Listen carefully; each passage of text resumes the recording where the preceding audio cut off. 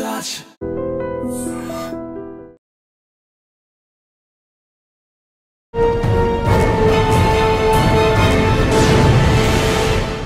ఈ వారం మన గెస్ట్ 1917 బ్యాచ్ పోలీస్ ఆఫీసర్, పేరు టిఎస్ఆర్ ప్రసాద్ గారు, retired additional SP, Visakhapatnam.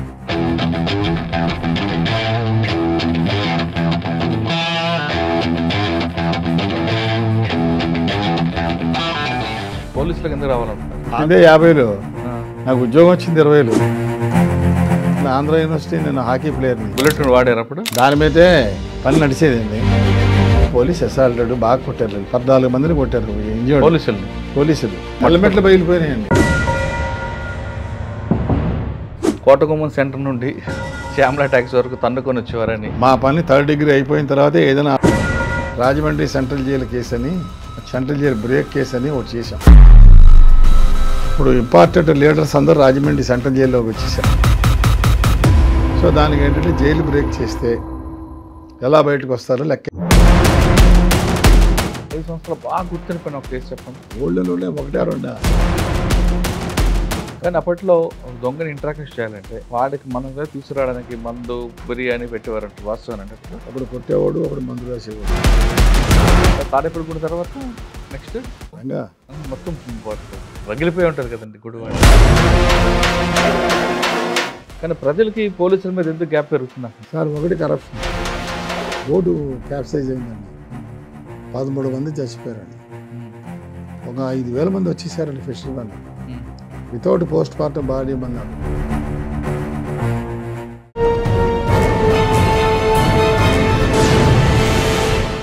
Welcome to crime diaries.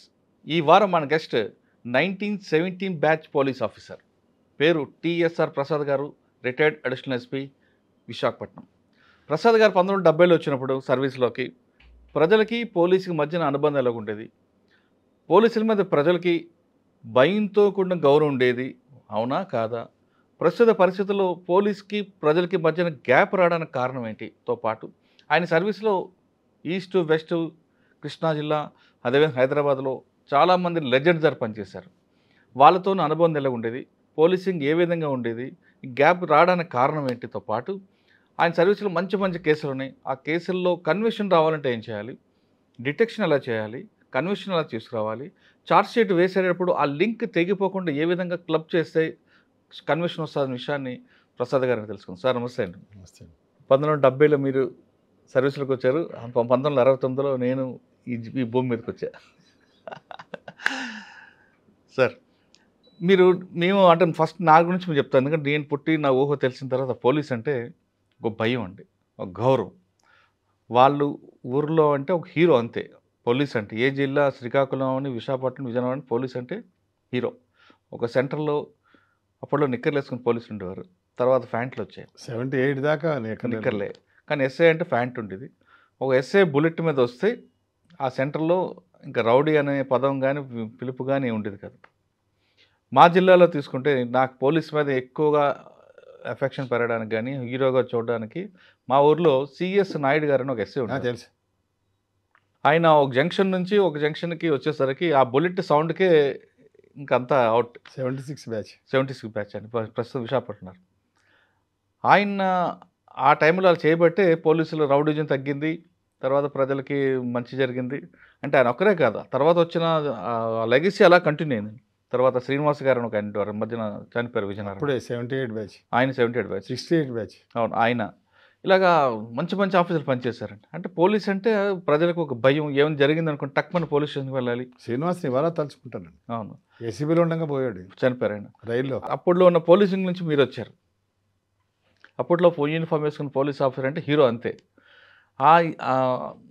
ఆ ఎంజాయ్మెంట్ మీరు చూశారు, ఎందుకంటే పోలీసు ప్రజలకి భయం, గౌరవం రెండు ఉండేది. ఇప్పుడు అది పూర్తిగా కనుమరిగింది. దీనికి కారణం ఏంటి?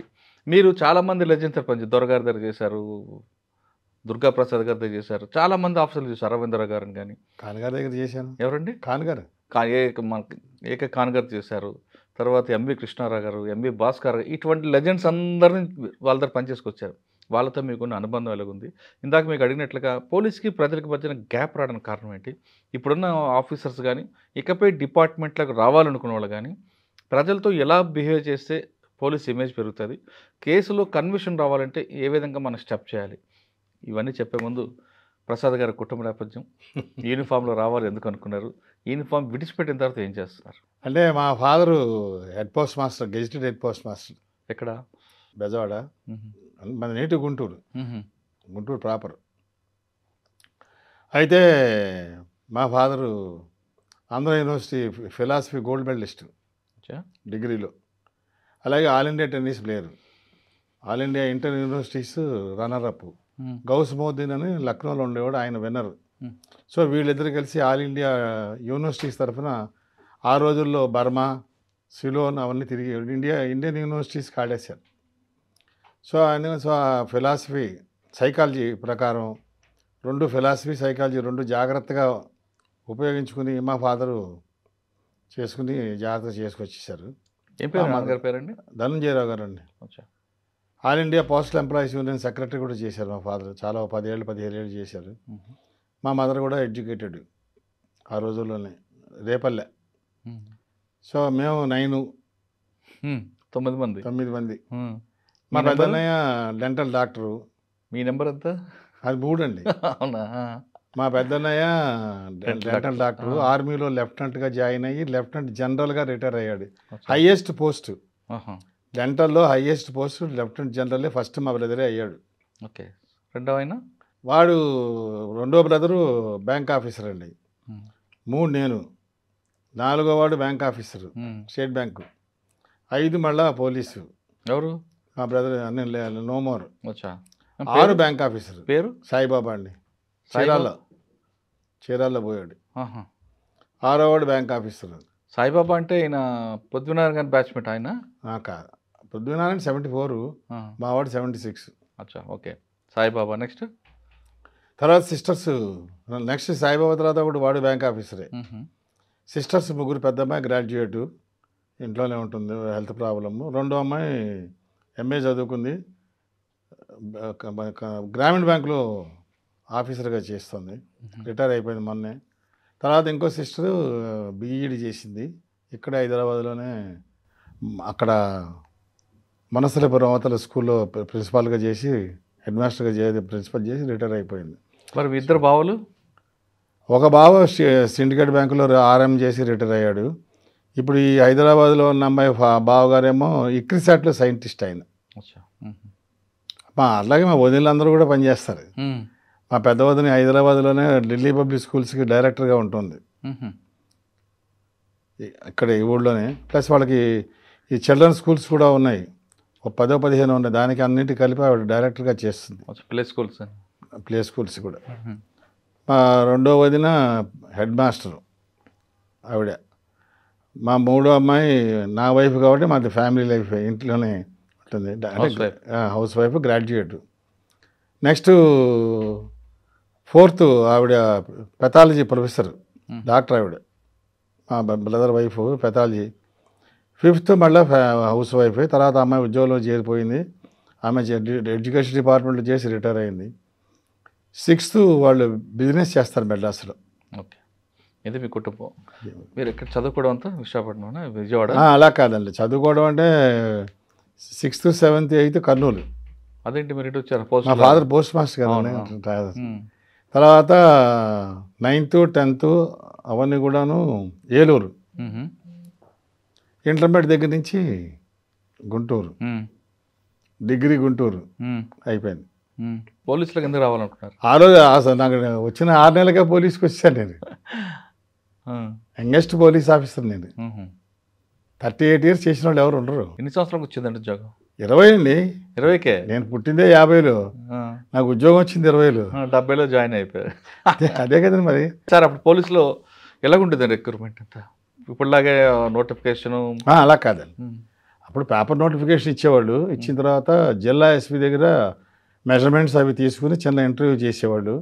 అది అయిపోగానే నెక్స్ట్ డిఐజీ గారి దగ్గర ఇంటర్వ్యూ ఉంటుంది. ఆయన ఒక కమిటీ వేసుకుని 3 ఎస్పీలు పెట్టుకుని, లేకపోతే ఇంకో హైదరాబాద్ నుంచి ఇంకో ఎస్పీని తెచ్చి డిఐజీ కూడా తెచ్చుకుని, వాళ్ళిద్దరు డిఐజీలు 3 ఎస్పీలు కూర్చుని ఇంటర్వ్యూ చేసేవాళ్ళు. ఆ ఇంటర్వ్యూలో క్వాలిఫై అయిపోతే చేసేస్తారు.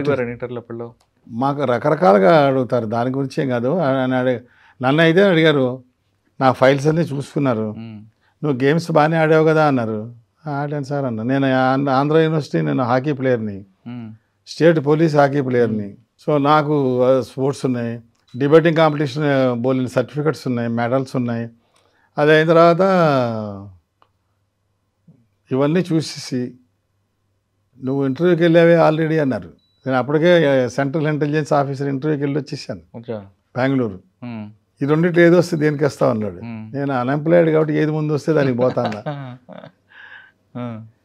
అంటే నవ్వారు. కృష్ణమాచారి గారని వైజాగ్ డిఐజీ అయిన నార్త్ అనేవాళ్ళు అప్పుడు.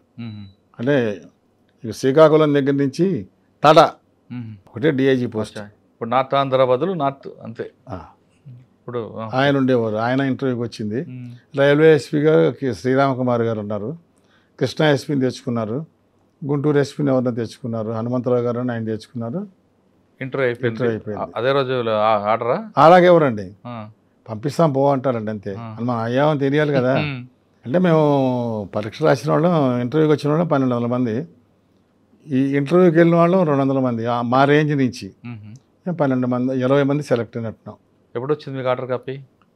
నాకు సెప్టెంబర్ అక్టోబర్లో ఇంటర్వ్యూ అయిందండి. డిసెంబర్లో వచ్చేసింది, ఇంటికి వచ్చింది. ఎస్పీ గారు ఆఫీస్ నుంచి మనిషి తీసుకొచ్చి ఇచ్చేస్తాడు. అది హ్యాపీ ఆ రోజు. హ్యాపీ అంటే ఫస్ట్ టైం కదండి పోలీస్, మా ఇంట్లో ఎవరు లేరు. మరి వెళ్ళటమా లేదా అని ఆలోచించాం. అప్పుడు నారాయణరావు గారు ఉండేవారు, ఎంవి నారాయణరావు గారు ఢిల్లీలో ఐబీలో ఉండేవారు. ఆయన అడిగితే మీ ఇంట్లో పిల్లాడికి ఎందుకులే పోలీసు, ఇంటెలిజెన్స్కి వెళ్ళిపోమని అన్నారు. సో అందుకని నేను మానేశాను ముందే. ఇట్లా ఇంట్లో మా మదరాలు కూడా వద్దురా మనకెందుకు పోలీస్ అంటారు కాబట్టి నేను మానేశాను ముందే.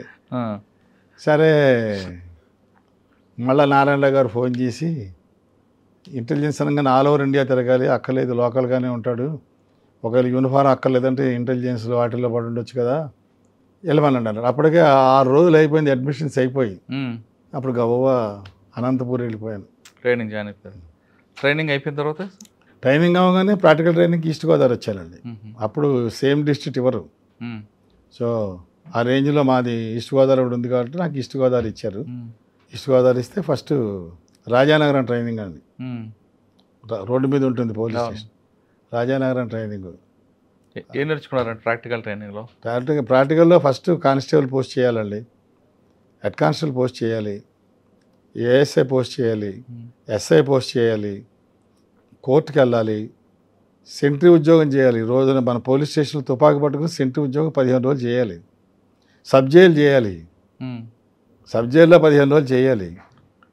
తర్వాత పోలీస్ స్టేషన్ రికార్డ్ అంతా నేర్చుకోవాలి.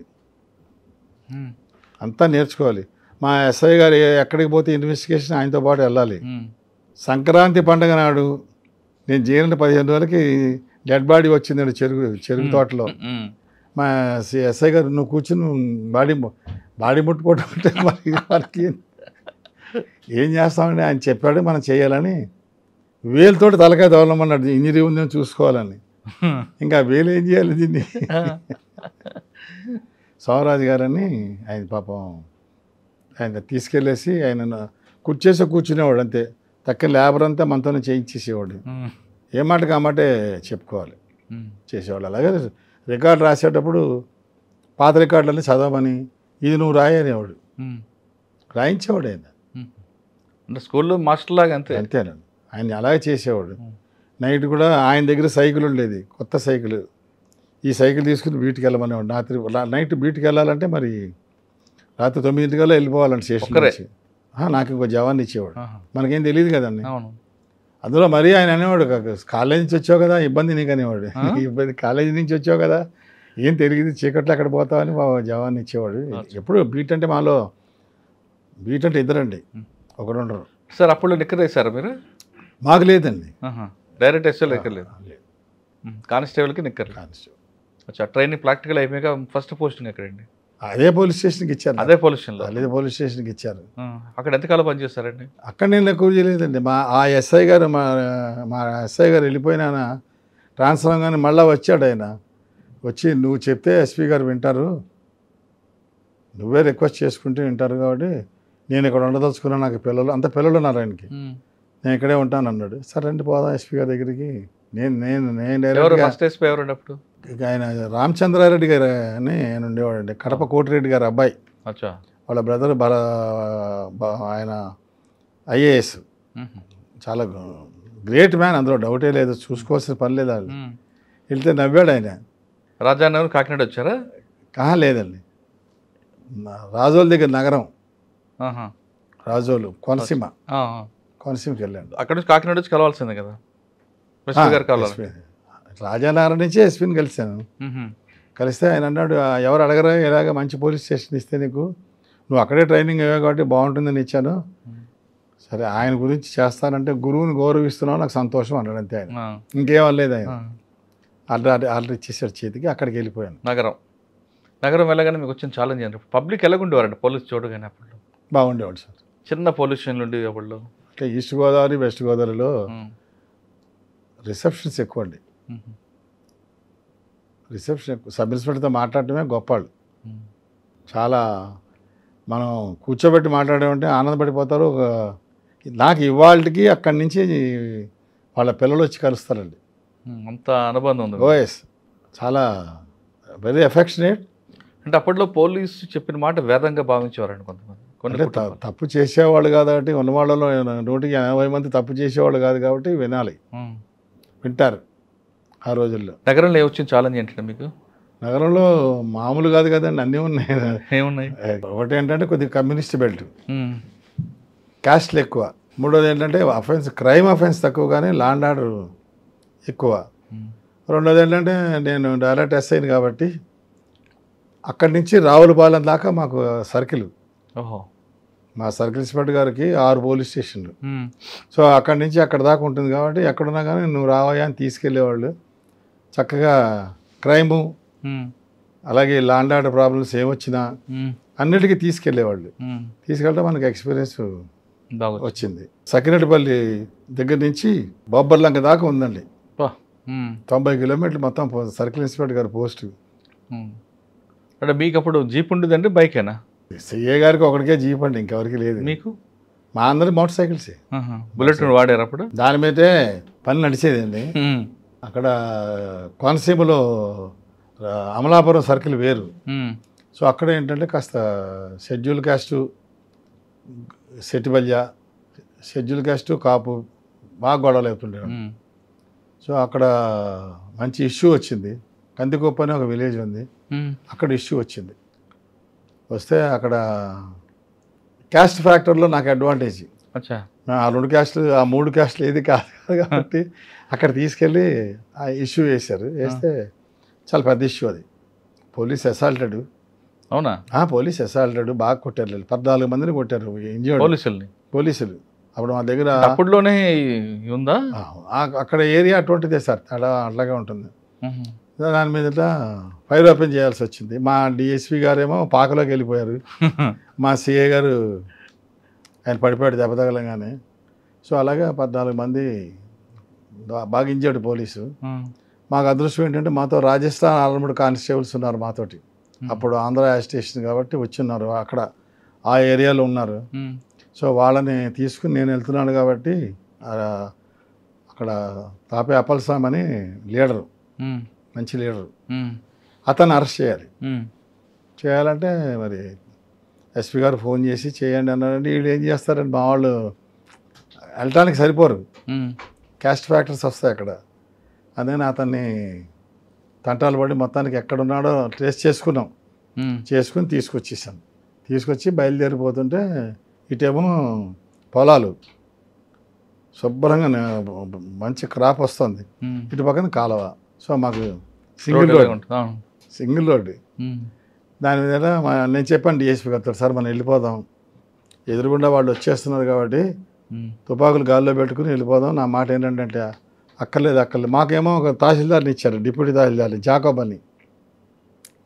వీళ్ళంతా మా వాళ్ళే నేను చూసుకుంటాను అన్నాడు. నువ్వేం చూసుకోలేవా బాబు, వినలేదు. ఫస్ట్ ఆయన్ని కొట్టారండి. అయ్యో, హెడ్ ఇంజరీ.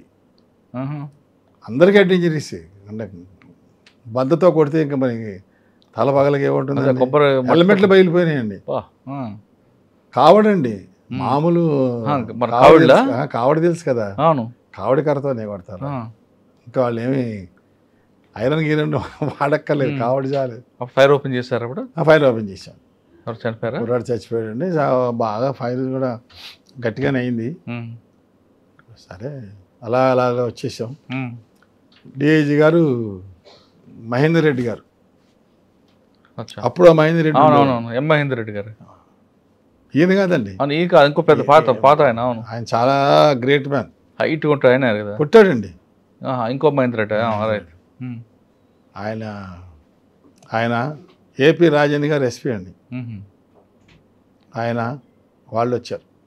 వచ్చిన తర్వాత కాస్త హడావిడి జరిగింది. నగరం తర్వాత ఎక్కడికి వచ్చారండి? నగరం తర్వాత రాజమండ్రి వచ్చారు. అప్పుడే ఉంది ఛాలెంజ్, రౌడీజీ ఉందంటారా? రౌడీ మామూలు కాదు కదండి.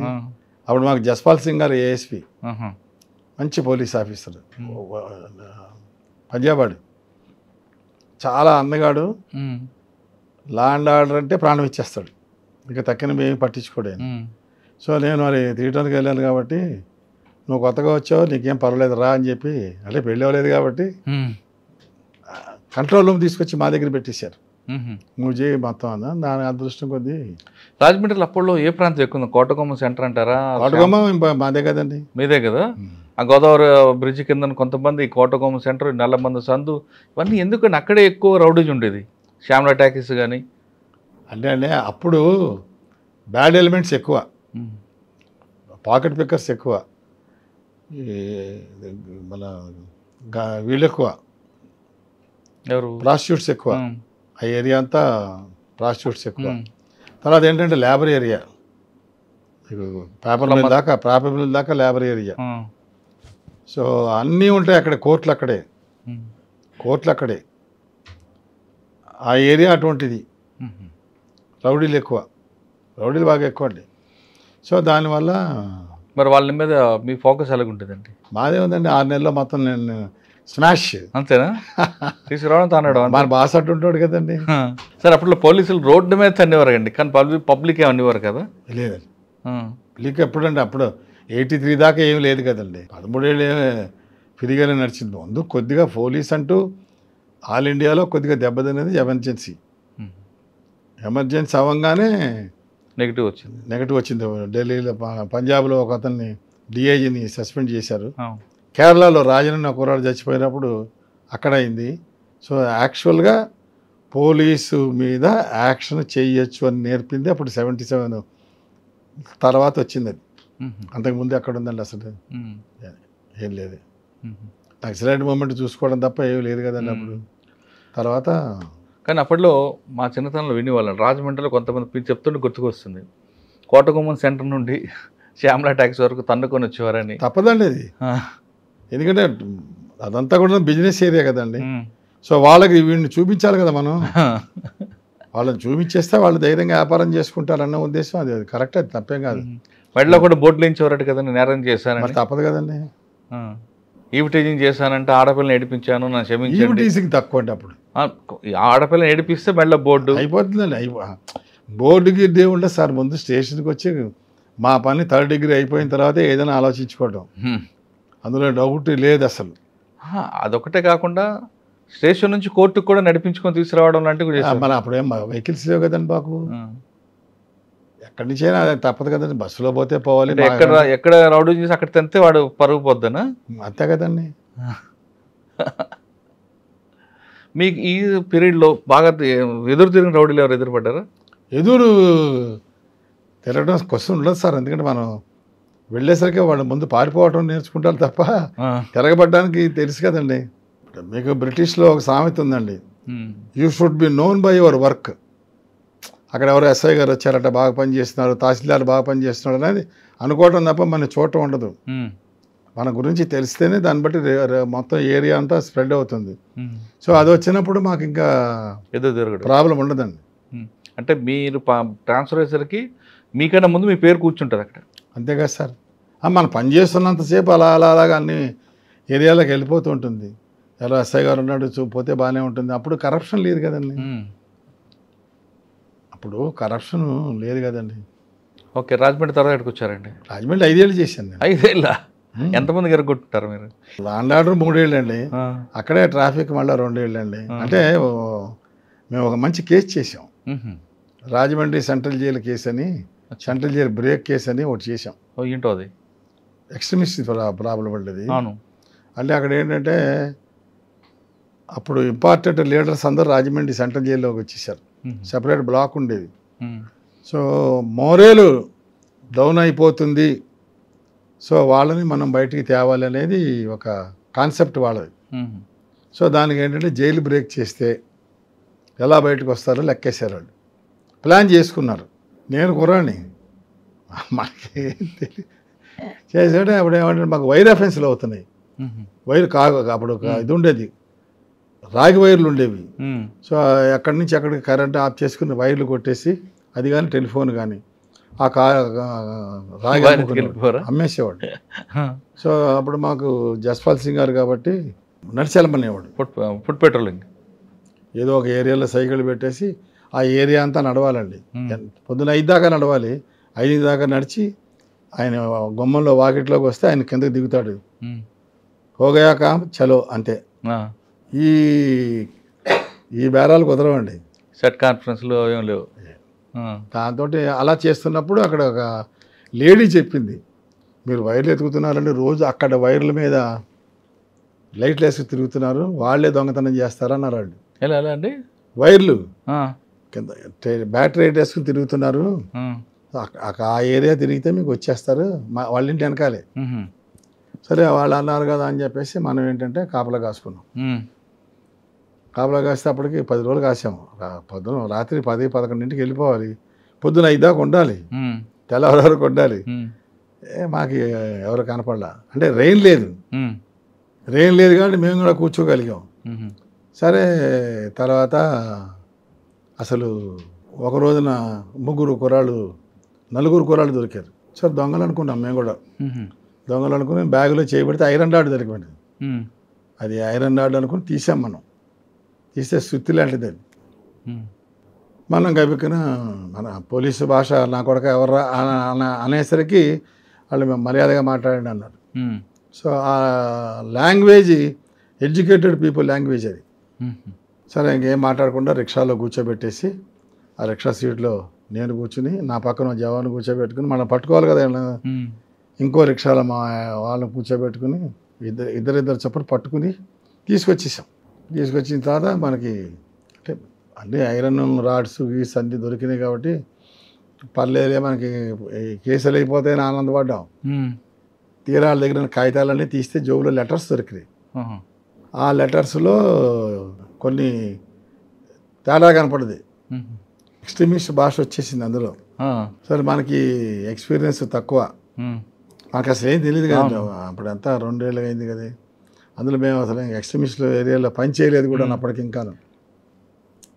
సరే వాళ్ళతో అలా మాట్లాడుతూ చేసిన తర్వాత మా 4:30కి తీసుకొచ్చేసాం వాళ్ళని. మా సిఐ గారు కబురు చేస్తే ఆయన వచ్చాడు. ఆయన రామగోపాల్ గారు అని ఆనెస్ట్ మ్యాన్, అద్దేపల్లి రామగోపాల్ అని మళ్ళీ ఆనెస్ట్ మ్యాన్. ఇంకా ఆయనకి ఇంత దీంట్లో సబ్జెక్ట్ లేదు. సరే అప్పుడు మళ్ళా మా ఏఎస్పీ గారి దగ్గరికి వెళ్ళి చెప్పాను, ఇది దొంగతనం కేసు లాగా అనిపించట్లేదు, మనం ఒకసారి ఆలోచించుకుంటా అంటే డోంట్ వరీ ఐఎమ్ కమింగ్ అన్నాడు. సరే ఆయన జీపులో కేసు స్టేషన్కి వచ్చేసాం. చూసిన తర్వాత ఇలాగా మాట్లాడుతుంటే అందులో ఒక కుర్రాన్ని నేను ఐడెంటిఫై చేయగలిగా.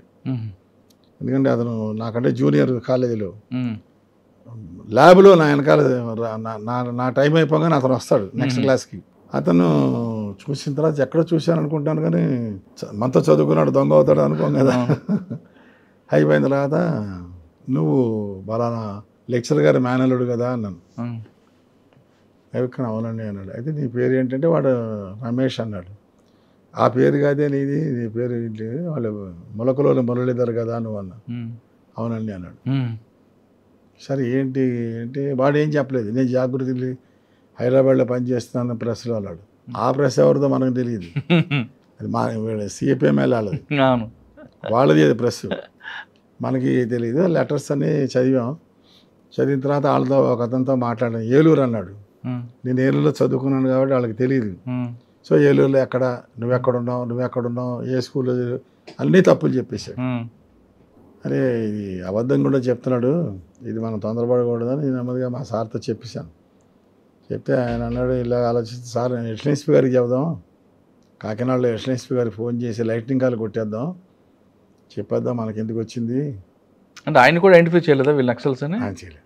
ఈ తెలుగు కొరాడే కదా ఫస్ట్ పోస్టింగ్ ఆయన. అందులో తెలుగులో రాసి ఉంటుంది. ఇది పదాలు కూడా మీకు రాజ్యం బూర్జవాలు ఇవన్నీ వచ్చి ఉంటాయి.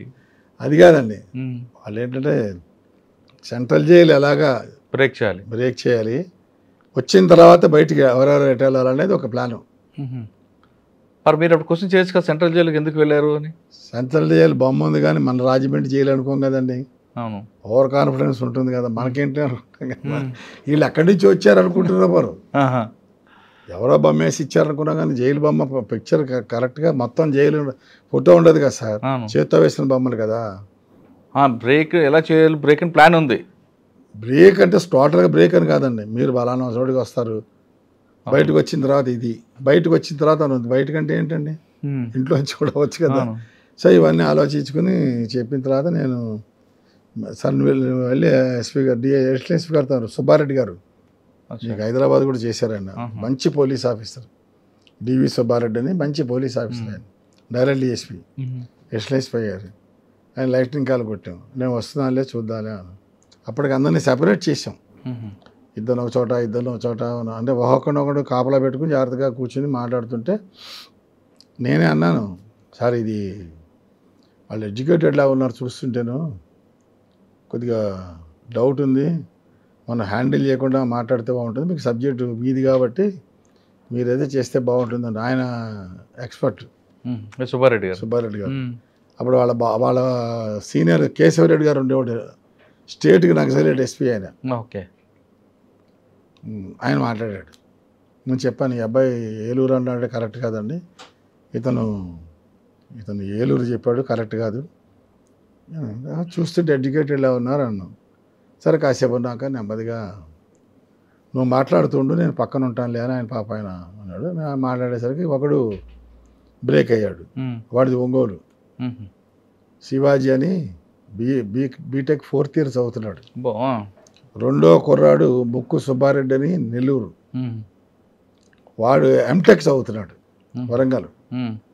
సో వాళ్ళిద్దరు ఈ మొలకలో మురళీధర్, తర్వాత కడియాల రాఘవేంద్రరావు అని ఏలూరు బెజవాడండి, ఏలూరు అని చెప్పాడు వాడు కాదు, మురళీధర్ చెప్పింది సుబ్బారెడ్డి. లేకపోతే వాళ్ళు ఏరియా బెజవాడ అనేది ఏలూరు చెప్పేస్తాడు, ఇతను నెల్లూరు వాడు కాబట్టి రాలేదు ఇక్కడికి, అతను వరంగల్ స్టూడెంట్. కడియాల రాఘవేంద్రరావు నెక్స్ట్ వీళ్ళు మొత్తం నలుగురిని తీసుకొచ్చినాం. తీసుకొస్తే వాళ్ళు ఏం చెప్పారంటే కాసేపు ఉన్న తర్వాత మాకు జస్ట్ చెప్పింది ఏంటంటే మేము ఇంకోటితో వచ్చాము, మా పర్పస్ ఇది అన్నారు. వాడు ఎక్కడ ఉన్నాడంటే రూమ్ తీసుకుంటున్నాడు, వాడు రాలేదు మాతో అన్నారు. సరే పోదామని బయలుదేరితే చెప్పారు, సార్ తల కింద రివాల్వర్ ఉంటుంది, లోడెడ్ రివాల్వరు, మేము కాకుండా మీరు వెళ్తే కాల్చేస్తారు, మీరు వాళ్ళని కాల్చిన వాళ్ళు పోతారు, మీరు కాల్చిన తలుపు తీయంగానే కాలుస్తారు, కాబట్టి మేము మా వాయిస్కే తలుపు తీస్తారు అన్నారు. సరే ధైర్యం చేసాం. ధైర్యం చేసి వాడు ఏం చెప్పాడంటే మనిషిని తోసేసి తలుపు తీయగానే మీరు మనిషిని తోసేసి కింద పడేసేసి మీద కూర్చుంటేనే మీరు ఏమన్నా సేవ్ అవుతారు, లేకపోతే ఎవరు అని చెప్పేసాం. మేము అదే పని చేసాం, వీడితోనే పిలిపించాము. వీళ్ళు నైట్ రౌండ్స్కి వెళ్ళినట్టే కదండి, పిలిపించేసి చేసిన తర్వాత రివాల్వరు ఎప్పుడైతే మాకు దొరికిందో అప్పుడు మా ఎస్పీ గారికి చెప్పా, ఇదంతా గొడవ అయిపోతుంది సార్ అని ఆయన కబురు చేస్తే ఆయన వచ్చేసాడు. అప్పుడు ఇంట్రాగేషన్ స్టార్ట్ చేస్తే డాక్టర్ కాటా నారాయణరావు అని ఆయన దగ్గరికి వీళ్ళు ఇంకా కలవాలి, ఆయనే రూమ్ ఇప్పించాడు. అది అయిపోయిన తర్వాత ఇంకో వేరే సర్పంచ్ ఒకతను ఉన్నాడు, అతను ఇన్ఛార్జి. జైలు నుంచి బయటకు వచ్చారు వాళ్ళు? కాదండి, అందరు అక్కడ వాళ్ళే. వీళ్ళు అక్కడ కాదు, వీళ్ళు క్యాడర్ వరంగల్ ఉండే కొండపల్లి సీతారామయ్య శిష్యులు.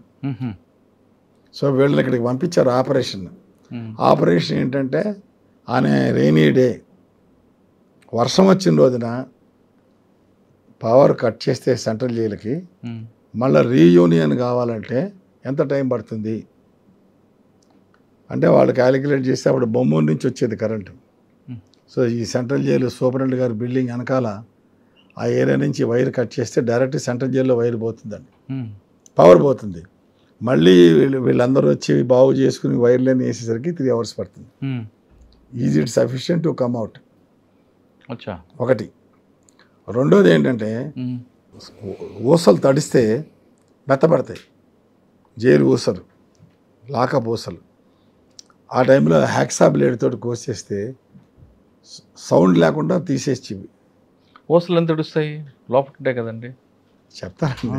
దానికి హ్యాక్సా బ్లేడ్స్ కావాలి. అది ఎలా కావాలంటే జైలుకి మంగళాడు ఉంటాడు, రోజు వాడు పట్టుకుపోతుంటాడు. సో వాడిని ట్రాప్ చేయగలిగారు, వర్క్ చేసుకున్నారు. వాడికి వైఫ్కి టీబీ, వాడికి డబ్బులు కొనే కెపాసిటీస్ లేవు, మందులు కొనే. సో వాడికి మందులకి డబ్బులు ఇచ్చి వాడిని ట్రాప్ చేసుకుని కష్టపడి వాడికి ఏంటంటే పిస్టల్ వాడి చేతికి ఇచ్చేస్తే లోపల తీసుకెళ్తాడు, అలాగే బ్లేడ్లు కూడా తీసుకెళ్తాడు. సో వాడు మీకు జైల్లో ఏంటంటే తలుపు తీయంగానే ఇలా కొడతారు, ఇక్కడ కొడతారు. సో వాడు రోజు ఉండేవాడే కదా, 4 సార్లు వచ్చాడు అనుకోండి కొట్టరు, ఇంకా వెళ్ళి అంటారు. సో ఇలాగ వాడు వెళ్ళినప్పుడు ఒక రివాల్వరు అంటే కంట్రీ మేడ్ పిస్టల్, తోటాలు అలా తీసుకెళ్ళి వాడు స్మగుల్ చేసేసుకున్నాడు. దాంతోపాటు హ్యాక్సా బ్లేడ్లు ఇచ్చారు. సో వీళ్ళు ఏంటంటే they are waiting for rain. ఈ లోపల వీళ్ళు జాగ్రత్తగా ఊసలు కోసుకుని ఉన్నారు. అంటే సౌండ్ రాకుండా ఎలా కోసారండి? అందుకనే చెప్తాను, తడిగుడ్డ ఉంది కదా సార్, తడిగుడ్డతో దాన్ని తలుపుతాడండి, కోస్తాడు సార్. మళ్ళీ సగం అయిన తర్వాత మళ్ళీ కోస్తారు. అలాగా కోయటానికని పెట్టుకున్నారు. బయటకు వచ్చిన తర్వాత లాకప్లోంచి బయటకు వస్తే వర్షం వచ్చినప్పుడు జైల్లో ఉన్న వీళ్ళందరూ గార్డ్స్ అందరూ కూడా మెయిన్ డోర్కి వచ్చేస్తారు, వచ్చి పేకాడుకుంటారు. కరెంట్ లేదు కాబట్టి దీపంతో పేకాడతారు.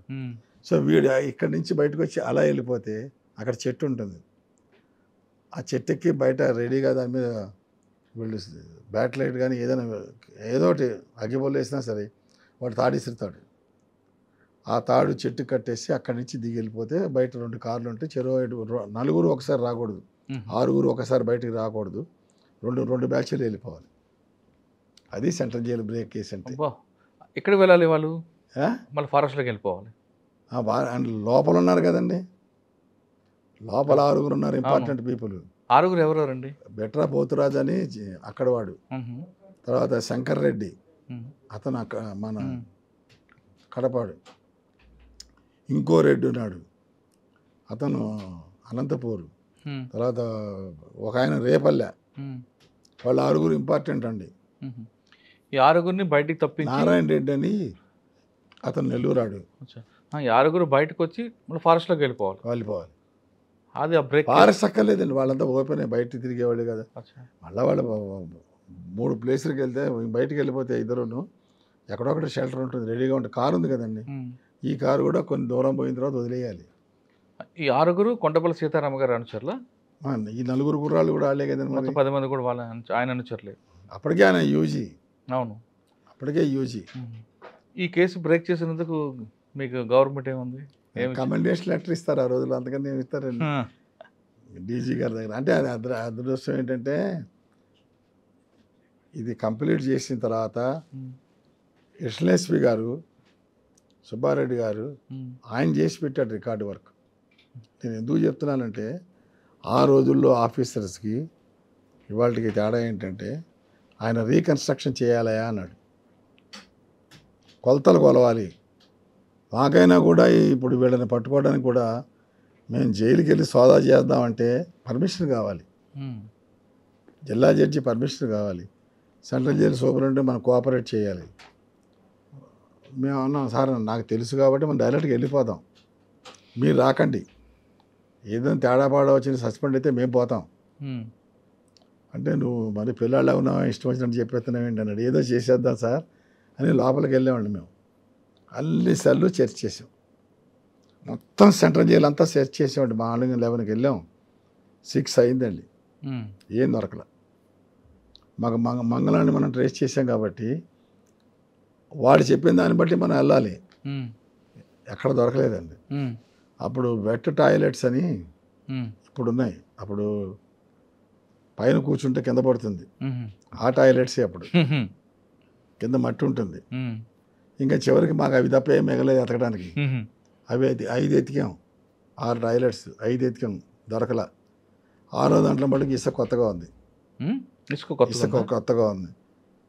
మా జవాన్లు అంటారు, సార్ మీద చేతస్తామని. ఎందుకు సార్? అది ఎతికాం. ఆ, దాంట్లో 2 మూటలు దొరికినాయి. మూటలు.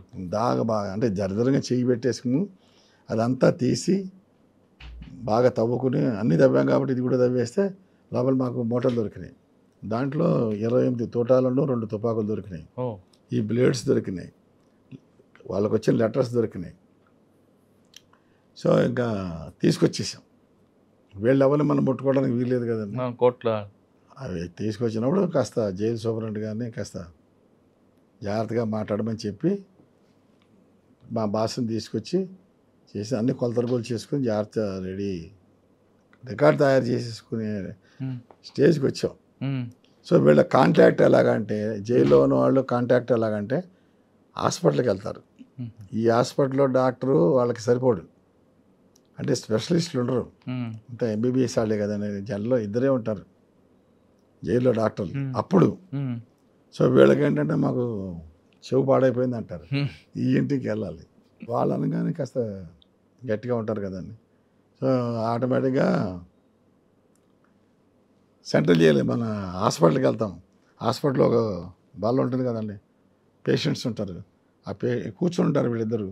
వీళ్ళ పక్కన వాళ్ళ మనిషి వచ్చి కూర్చుంటాడు. ఉమ్, వాడు ఎక్కడి నుంచో వస్తాడు, బయట వాడు ఊళ్ళో వాడు వచ్చి పక్కన కూర్చున్నప్పుడు వీళ్ళు లెటర్ వాడికి ఇస్తాడు, వాళ్ళు లెటర్ వీడికి ఇస్తారు. మనకి ఎవరికేం తెలియదు, ఎందుకంటే ఎస్కార్ట్ 3 వస్తారు. ఉమ్, ఒకడు ఇక్కడ ఉంటాడు, ఒకడు సీడీ దాడని పోతాడు, ఒకడేమో డాక్టర్ దగ్గరికి పోతాడు. ఉమ్, సో వీళ్ళు ఏం మాట్లాడుకున్నా మా వాళ్ళు పట్టించుకోరు. ఉమ్, సో ఆ రకంగా మనకి ఏంటంటే కంటిన్యూస్గా జరుగుతున్న లెటర్స్ కూడా, అన్ని లెటర్స్ మన దగ్గర ఉన్నాయి కాబట్టి అసలు వీళ్ళకి లెటర్ ఎలా వచ్చింది జైల్లో వాళ్ళకని మనకు అనుమానం వస్తుంది కాబట్టి ఈ ఈ ఈ సిచ్యుయేషన్ మనకి చేసేయండి. బయటకు వచ్చేసింది. ఉమ్, అప్పుడు అది చేసిన తర్వాత ఛార్జ్షీట్ పెట్టాం. ఉమ్, దాంట్లో కొండపల్లి సీతారామన్ కూడా ముద్దాయి చేసాం. ఉమ్, కుట్ర. కుట్ర. ఉమ్, అదే కదా చెప్పాను కదా, జనరల్ జైలు బ్రేక్ చేస్తాను కాన్స్పిరసీ. ఉమ్, సీతారామ గారిని అక్కడి నుంచి తీసుకొచ్చారు, నాగపూర్లో పట్టుకున్నారు. అప్పుడు ఉమ్, తీసుకొచ్చారు. మొత్తం 5 ఏళ్ళు ఉంది కాబట్టి ఆ కేసు నువ్వే ఇన్ఛార్జిగా 5 ఏళ్ళు ఉండిపోన్నాను. అందుకని 3 ఏళ్ళు ల్యాండ్ ఆర్డర్, మళ్ళీ 2 ఏళ్ళు ఆ కేసు అయ్యే వరకు అక్కడే ఉన్నాను నేను. అందులో శిక్ష పడిందండి. ఆ శిక్ష పడ్డది. బా. శిక్ష పడ్డది. మరి 120Bలో అప్పుడు 120B ఏమో ఆర్మ్స్ యాక్ట్ అన్నీ కూడా వచ్చి ఉంటాయి. అంటే మాదంతా డాక్యుమెంట్ ఎవిడెన్సే కదా సార్. ఓకే. మాదంతా డాక్యుమెంట్ 5 సంవత్సరాలకి చరిత్ర అది. తర్వాత ఎక్కడికి వచ్చారు? నేను తర్వాత కాకినాడ వచ్చానండి. ఆ, కాకినాడ వచ్చాను. ఉహు. కాకినాడ 5 ఏళ్ళు చేశాను. అక్కడే ఉందండి మంచిది. కాకినాడ రాజమండ్రి కానీ కాకినాడ కానీ ల్యాండ్ ఆర్డర్ ఇష్యూస్ వస్తే నాకే ఇన్ఛార్జి కాబట్టి. సార్ కాకినాడలో డిటి నాయక్ గారు కూడా పనిచేశారు కదా అప్పుడు? చేశారు కానీ మాకు అప్పుడు ఆయన కాదండి.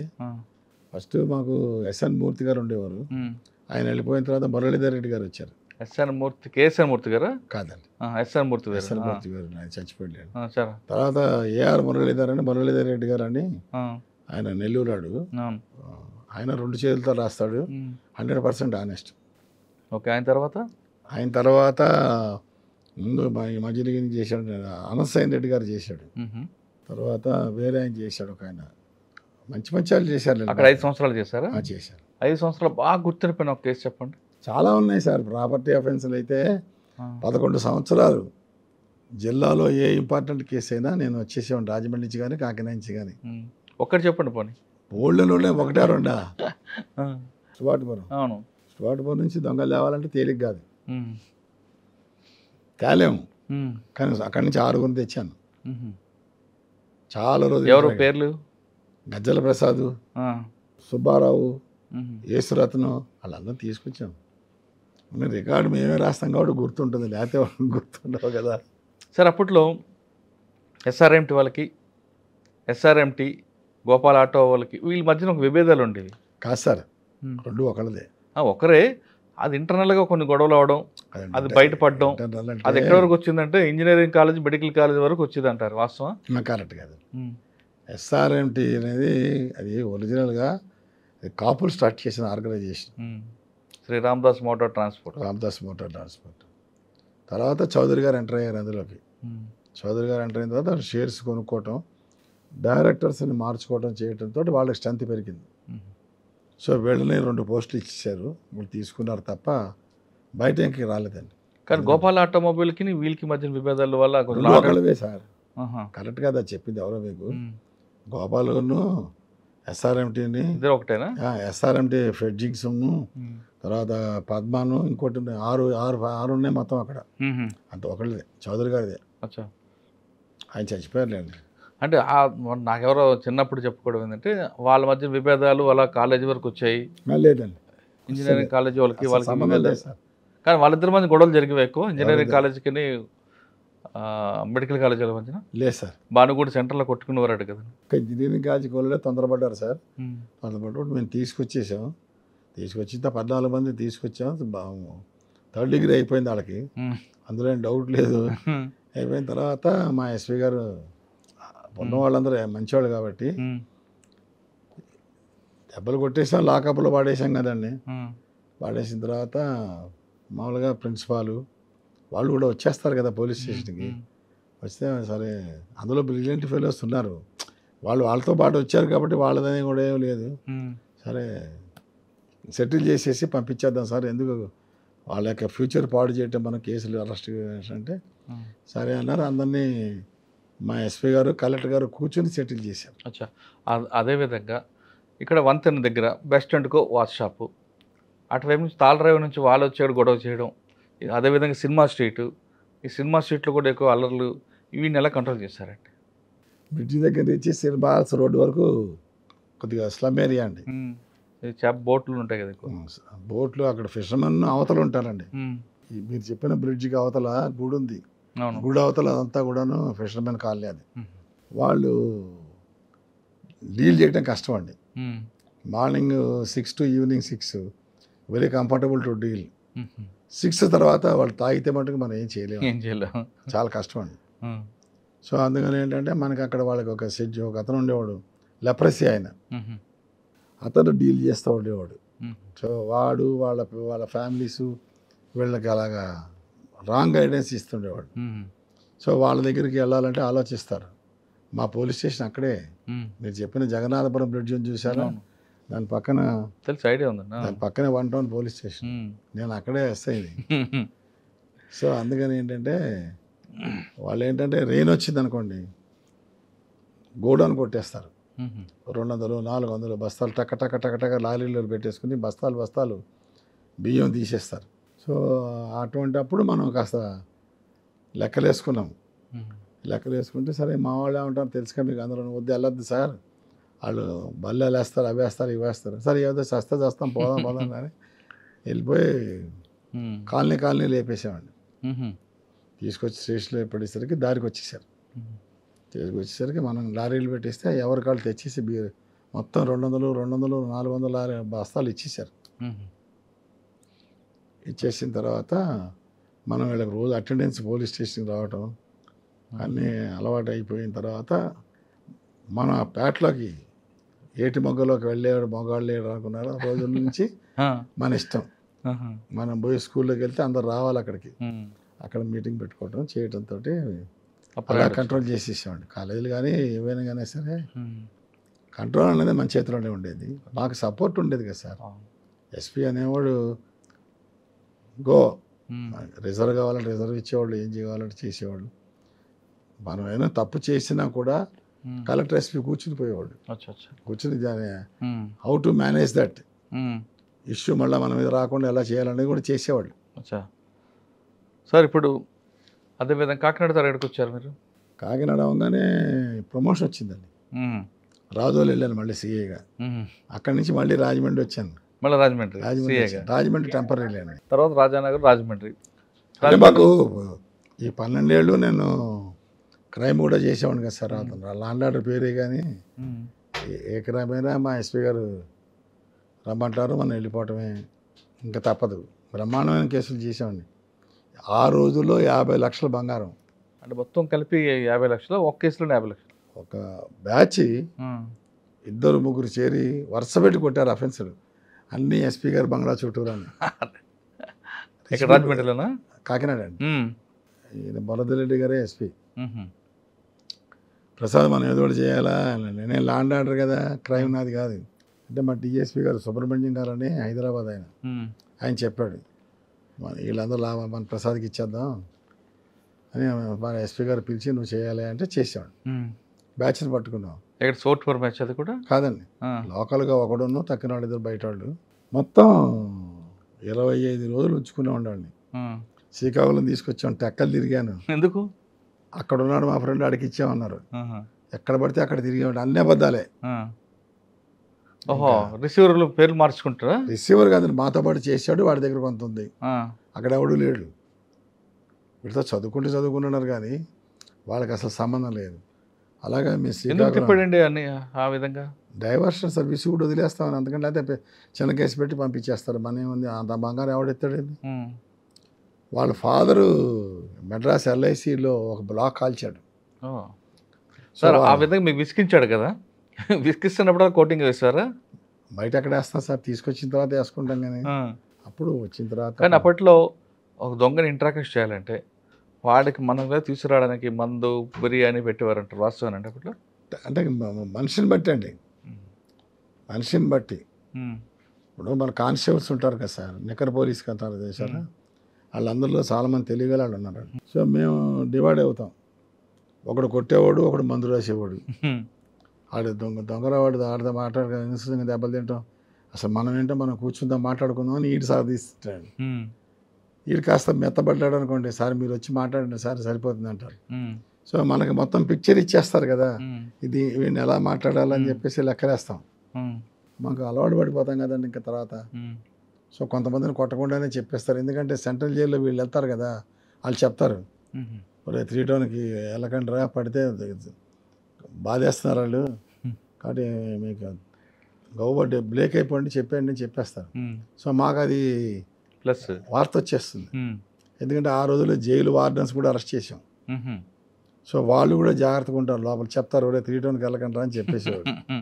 సో అలాగా మాకు ఏంటంటే కొంతమంది జైల్లో మాట్లాడుకుంటుంటారు అనుకోండి, సార్ వాడి అఫెన్స్ చేస్తాడు సార్, వాడు అక్కడ చేసేట నాతో చెప్పాడు అంటాడు. అప్పుడు మళ్ళీ వాడికి బెయిల్ పెట్టి వాడికి తెలియకుండానే బెయిల్ పెట్టి బెయిల్ తీసుకుని వాడిని గేటు బయట ఉండి దాక్కుని ఆయన తీసుకెళ్ళి మళ్ళీ వాళ్ళు ఇంటరాగేట్ చేస్తే ఇంకా వేరే బ్యాచ్ కేసులు జరుగుతాయి. చాలా కష్టపడాలండి, అంత తేలిక కాదు క్రైమ్. సార్ అసలు సాధారణంగా డిగ్రీ ఎలాగుంటుంది? First degree, second degree, third degree ఉంటారా, లేదా డైరెక్ట్గా థర్డ్ డిగ్రీకి వెళ్తారా? లేదండి, ఎలా ఉంటాయండి అసలు డిగ్రీస్ ఎన్ని రకాలు ఉంటాయి? అంటే పాకెట్ పిక్కర్స్ చెప్పేస్తారు సార్, హౌస్ బ్రేకింగ్లో కొత్తగా చేసినట్టు చెప్పేస్తారండి. మంచి మంచి సీజనల్ అఫెన్స్ చేసేవాళ్ళతో అయితే కష్టం అండి. రేర్గా అడ్వకేట్ సపోర్ట్తో చేసేవాళ్ళు కొద్దిమంది ఉంటారు, మేము పట్టుకోగానే దొరికేవాళ్ళు కొద్దిమంది ఉంటారు. అది తేలిక, కష్టపడాలి, మనం బాగా కష్టపడాలి. అలాగే మన అక్కడి నుంచి తిరువనంతపురం, తిరుచినాపల్లి పక్కన రామ్జీనగర్ వాళ్ళని తేవడం కష్టం అండి. వాళ్ళు బ్రేక్ అవ్వడం కూడా కష్టం అండి, ఎందుకంటే వాళ్ళకి మద్రాసులో ప్లేడర్ ఉంటాడు, మనం తెచ్చిన తర్వాత 3 రోజులు వాళ్ళు వచ్చేస్తారు, అది కష్టం అండి.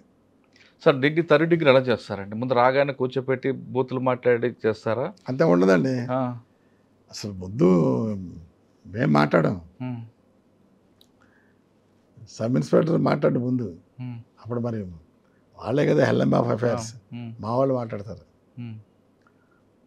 కాసేపు మాట్లాడిన తర్వాత ఈ కొద్దిగా తేడా గడేసారి గట్టిగా చూసుకోవాలి మనం అంటారు. అప్పుడు రాత్రి 10ంటికి వేస్తాం, ఈ లోపల అన్నం పెట్టేయమంటాం. అన్నం కింద అయిన తర్వాత అప్పుడు రాత్రి 10ంటికి కూర్చుంటాం, ఇలా కుర్చీ వేసుకుని ఇలా కూర్చుని ఆడ కింద కూర్చుంటాడు, జాగ్రత్తగా సాగదీస్తాం. ఇంకా సాగదీసిన తర్వాత వాడు 1 గంటకి బాగా తిని ఉంటాడు, నిద్రపోదాం ఆడుకుంటే నిద్రపోనివ్వం మనం. మీకు నిద్ర వస్తుంది కదా, మాకు తప్పదు కదండి, మేము ఇడ్లీ తినాల్సింది తప్ప కడుపు నిండా అన్నం తినడానికి ఉండదు. వాడికి మాత్రం కడుపు నిండా అన్నం పెడతారు, డబల్ పెడతాం. పలావ్ పెడితే మన నిద్ర వస్తుంది కానీ 2 ఇడ్లీ పెడితే వాడి నిద్ర ఎందుకు వస్తుంది? పలావ్ పెడతారు, పెట్టినప్పుడు వాడితో మాట్లాడుతుంటారు, అలాగా మాట్లాడుతుంటామండి. మధ్యలో మనం లేచి వెళ్ళిపోతాం. మా వాళ్ళు మళ్ళీ మాట్లాడతారు, ఎందుకురా సార్ తోటి పెట్టుకుంటాం వేస్ట్ కదా అని. అలా అలా అలా అలాగా ఒక 2 రోజులు లైన్లు చూసుకుంటాం. తర్వాత 3వ రోజున మా పని చేసేస్తాం. ఏం చేస్తారు? 3rd డిగ్రీ చేసుకుంటాం. ఏం చేస్తాం? ఎలా చేస్తారండి? బోల్డెన్ రకాలు ఉన్నాయి. ఎలాగేంటండి, అంటే ఎన్ని రకాలు ఉంటాయండి 3rd డిగ్రీ? చాలా ఉంటుంది. సార్ సాధారణంగా విమానం ఎక్కిస్తా అంటుంటారు. తక్కువ అది.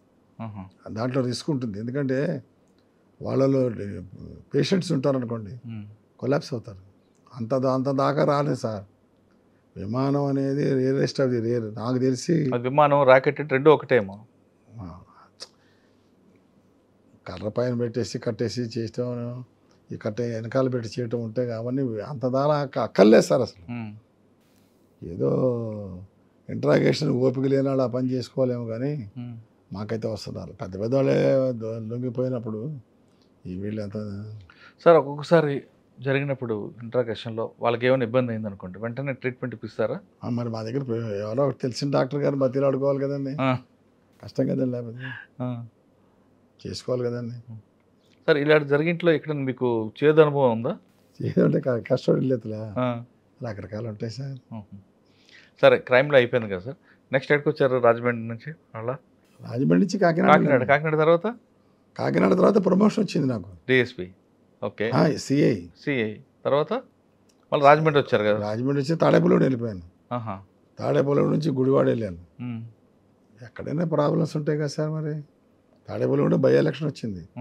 ఎన్టీ రామారావు గారు CM, by election, second by election Ramarao వచ్చాక. ఫస్ట్ గుడివాడ, అది వన్ సైడ్. మా Tadepalligudem Eli family versus NT Ramarao. వీళ్ళు ఆంజనేయులు గారు చచ్చిపోయాడు. ఆయన వీళ్ళ నానియా? ఆయన చచ్చిపోయాడు. వాళ్ళ వైఫ్ ఇచ్చారు టికెట్, వరలక్ష్మి గారికి అనుకుంటా. ఆవిడకి టికెట్ ఇచ్చారు, నేను అక్కడ సీఐని. సో వెంగళరావు గారు సీఎం, వెంగళరావు గారు సెంట్రల్ మినిస్టర్, ఇండస్ట్రీ మినిస్టర్. ఆయన తీసుకొచ్చి స్టేట్ సీఎం చేశారు. చేస్తే ఆయన ఒకటే చెప్పాడండి, రవీంద్రనాథ్ చౌదరి గారు ఉండేవాడు. ఎవరు? మాగంటి రవీంద్రనాథ్ చౌదరి. ఆయనకు ఒకటే చెప్పాడు, ఆయన ఎటువంటి పరిస్థితుల్లోనూ మనం గెలవాలి. తాడేపల్లిగూడ మనం గెలిస్తేనే మన మాట వింటాడు. అయితే మనం ఎన్టీ రామారావు, లేకపోతే మనం అసలు పార్టీ ఉండదు, ఏం చేస్తావు చేసుకో అన్నాడు. రవీంద్రనాథ్ చౌదరి గారు కాబట్టి చేయగలిగాడు. గెలిచారు అక్కడ. 28 ఓట్లండి, ఇంతే 28 ఓట్లండి. మరి ఎటువంటి ఇష్యూ అనేది 4 o'clock అనౌన్స్ చేయాలి, 10 అయినా అనౌన్స్ చేయలేదండి. అంటే రిగ్గింగా లేదండి, పబ్లిక్ బిల్లింగ్ చేశారండి. 4 o'clock కౌంటింగ్ అయిపోయింది. కాదు, పోలింగ్ అనేది రిగ్గింగ్ అయిందా లేదా ఒరిజినల్గా? లేదండి, వర్క్ బాగా చేశారండి. కాంగ్రెస్ వాళ్ళు వర్క్ బాగా చేశారు. రామారావు గారు వచ్చినప్పుడు కూడా ఆయన మామూలుగా 3:40కి లేస్తాడు. ఆయన క్యాన్వాసింగ్ చేసినా 10ంటికి పడుకుండిపోతాడు అక్కడ కాబట్టి. లేకపోతే ఇంటి దగ్గర అయితే 9, 3:30కి లేస్తారు కదండి. నేను అప్పుడు రామారావు గారితో చెప్పాను, కలవడం కష్టం సార్ అని చెప్పాను. నేనే, నాకు పరిచయం ఉంది ఆయనతోటి.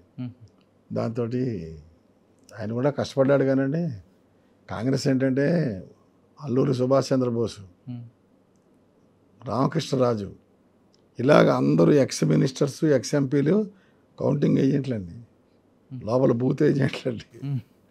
వాళ్ళు అంత కష్టపడ్డారు కాబట్టి బాగా తగ్గట్లేదు. తాడేపల్లిగూడెం తగ్గు. ఆ టైంలో రాత్రి 10 అయ్యేసరికి 10,000 జనం వచ్చేసారు. ఇక లాటరీ చార్జ్ చేయకపోతే బూతులు కొట్టేస్తారు.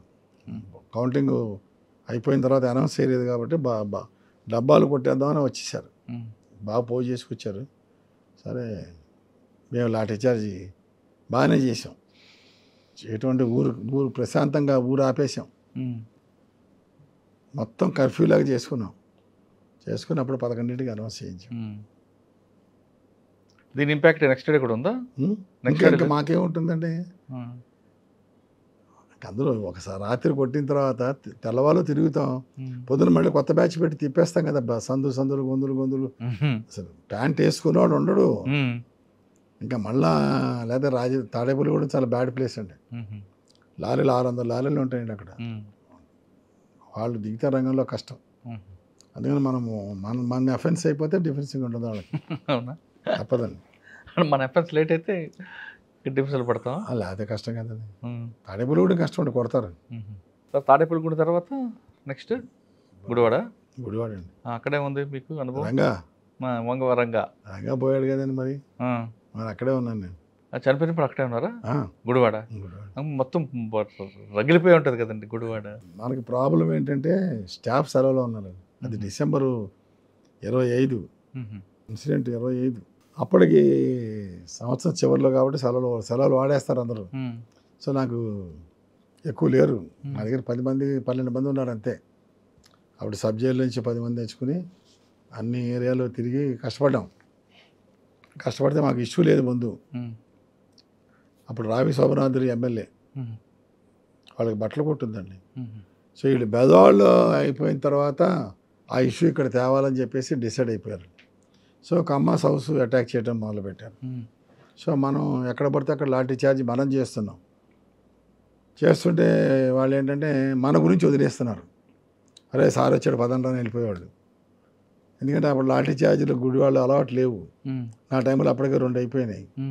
సో ఇంకా ఎమ్మెల్యేలు వచ్చితే మనం వెళ్ళి చేతులు కట్టుకోవడం అనేది అక్కడ అలవాటు.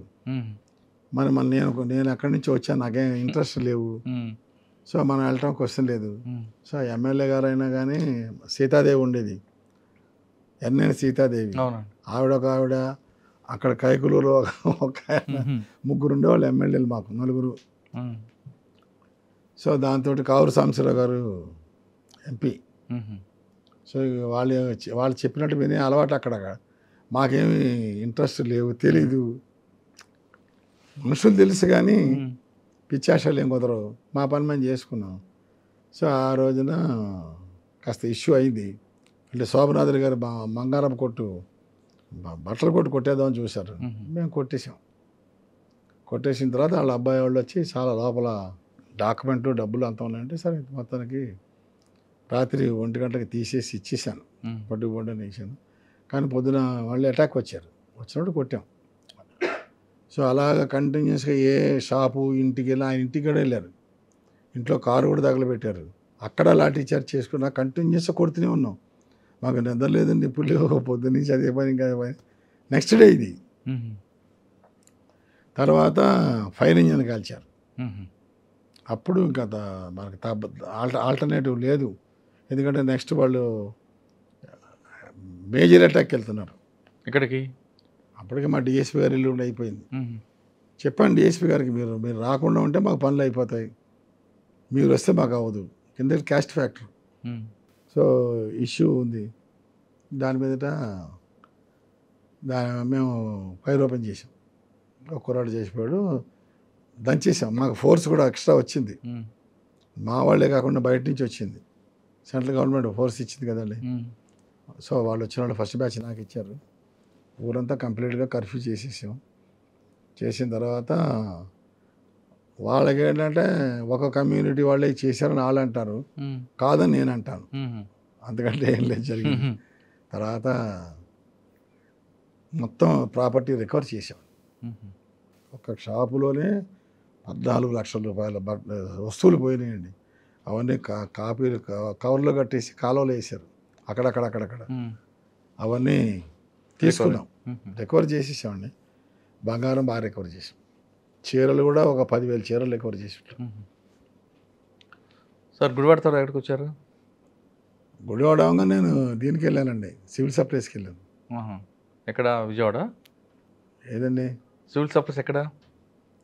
సివిల్ సప్లై వైజాగ్ వచ్చాను. వైజాగ్ వచ్చారా? అక్కడ ఎంతకాలం చేశారు? అక్కడ 2.5 సంవత్సరాలు చేశాను. ఓకే. నెక్స్ట్ ఎన్ఫోర్స్మెంట్కి వచ్చాను, ఏలూరు. Vigilance enforcement. ఓకే. అక్కడ అక్కడ కాకినాడ, రాజమండ్రి, ఏలూరులో 2 ఏళ్ళు. మళ్ళీ అదే యూనిట్ రాజమండ్రి వచ్చింది, అక్కడ చేశాను. తర్వాత అండి ప్రమోషన్ వచ్చింది, డిఎస్పీ. ఓకే. వైజాగ్ వచ్చేసాను. వైజాగ్ ఎక్కడ చేశారు? ల్యాండ్ ఆర్డర్ చేశాను. ఎంతకాలం? 3 ఏళ్ళు. ఎవరి దగ్గర అప్పుడు మీకు వైజాగ్ సిపి? ఫస్ట్ నేను వచ్చినప్పుడు దుర్గాప్రసాద్ గారు. దుర్గాప్రసాద్ గారు. తర్వాత ఖాన్ గారు. 3 ఏళ్ళు అయిపోయింది. హైదరాబాద్ యాంటీ కరప్షన్కి వచ్చాను. ఇక్కడ 2 ఏళ్ళు చేశాను.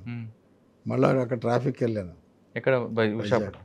అప్పుడు ప్రసాదరావు గారు, తర్వాత కౌముది గారు చేశాను.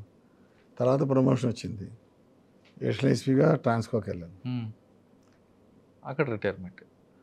ఓకే. సరే డిఎస్పీగా అయిన తర్వాత ఏఎస్పీ విశాఖపట్నం కోడ దుర్గాప్రసాద్ గారు కాన్గద్దరు చేశారు కదా.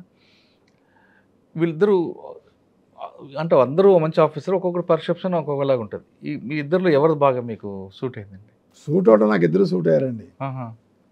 ఎందుకంటే అంటే నాది ల్యాండ్ ఆర్డర్ పోలీస్ స్టేషన్ అంటే ఎయిర్పోర్ట్ దగ్గర నుంచి ఎండాడ దాకా ఉంటుందండి. బాబా.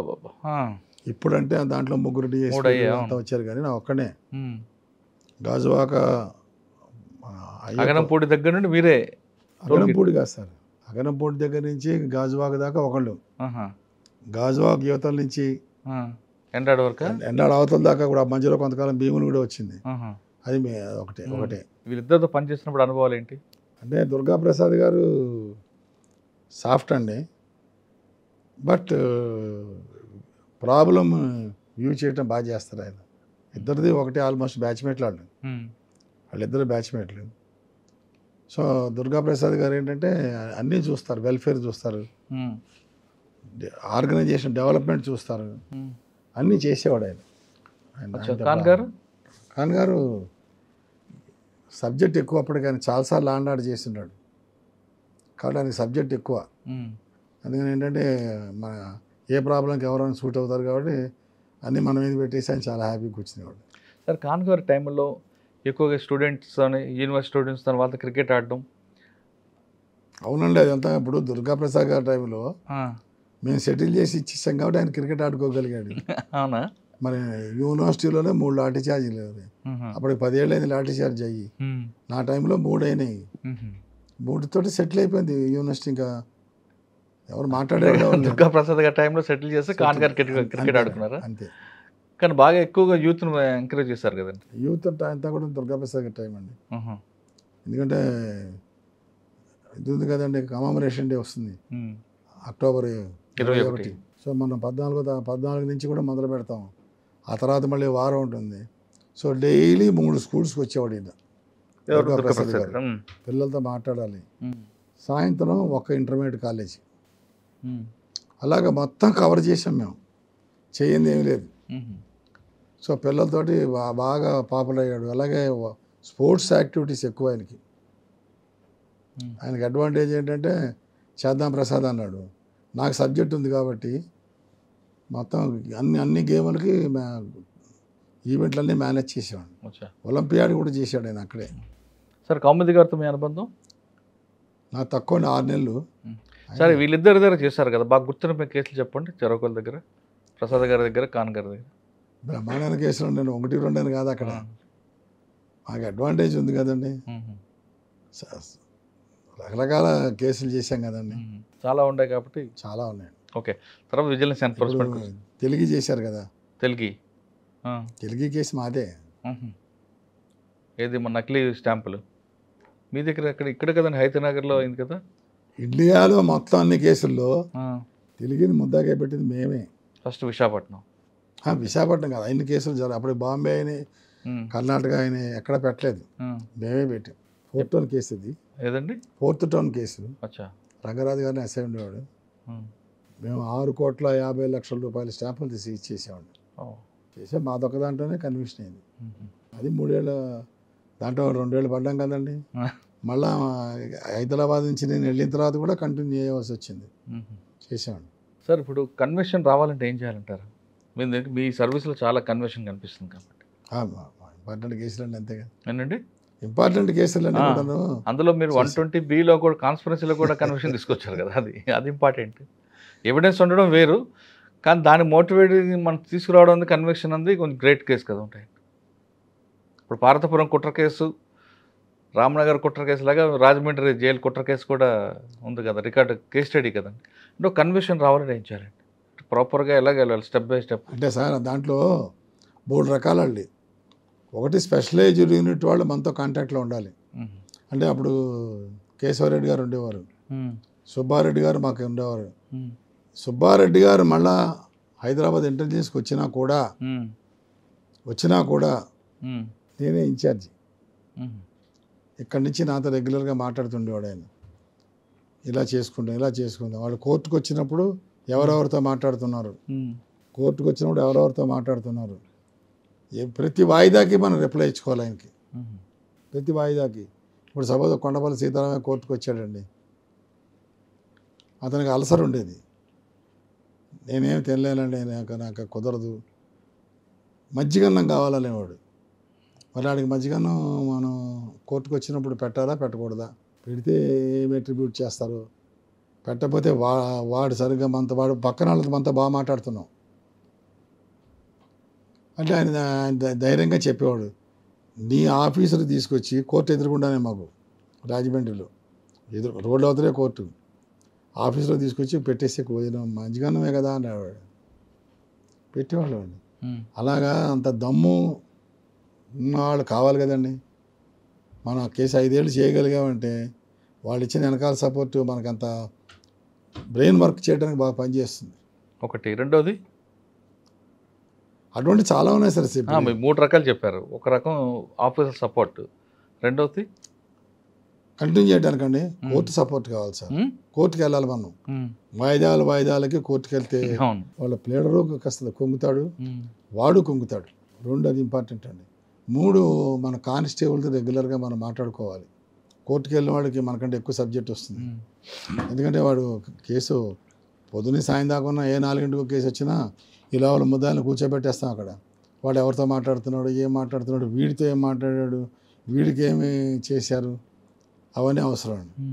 సో మనం కనుక కంటిన్యూస్గా ఉండగలిగితే ట్రాన్స్ఫర్ వస్తే చెప్పలేమనుకోండి, మనకి అడ్వాంటేజ్. ఈ 3 రకాలు ఉంటే కేసులో కన్విక్షన్ వస్తుంది. సాక్షులు జారీ చేసుకోవాలి కదా సార్. మనం ఎందుకు కోర్టుకు వెళ్ళాలంటే సాక్షులు జారీ చేసుకోవాలి, వాళ్ళకి పాఠాలు చెప్పాలి, వాళ్ళు ఏ స్టేట్మెంట్ ఇచ్చారో అంతా చెప్పాలి. వాళ్ళు ఆల్రెడీ ఎవరైనా వినోవర్ చేశారనుకోండి, దాన్ని మళ్ళీ మనం రీబ్యాక్ చేసుకోవాలి. ఓపిక కావాలండి, ఓపిక బాగా కావాలండి. సార్ మీరు చాలామంది ఆఫీసర్లు పనిచేస్తారు కదా, మీకు బాగా నచ్చిన ఆఫీసర్లు చెప్పండి. డీజీలు ఎంవి నారాయణ గారు ఫస్ట్ డీజీ, మీకు ఆయన బాగా ఇష్టం. సెకండ్ అంటే ఆయన 75కి ఆయన సెంట్రల్ గవర్నమెంట్లో ఉన్నారండి, ఐబీ జాయింట్ డైరెక్టర్. ఆయన బ్రదర్స్ అంతా వాళ్ళు కూడా రాజమండ్రిలో ఉండేవాళ్ళు. సో ఆయన వస్తే ఆయనకి అకామిడేషన్ లేదు, ఎక్సెప్ట్ పేపర్ మిల్లు ఇంకేం ఉండవు. ఈ తక్కిన ఉన్నాయి కూడా నాన్ ఏసీ గెస్ట్ హౌస్ ఇప్పుడంటే వచ్చినాయి, కానీ అప్పుడేం లేవు.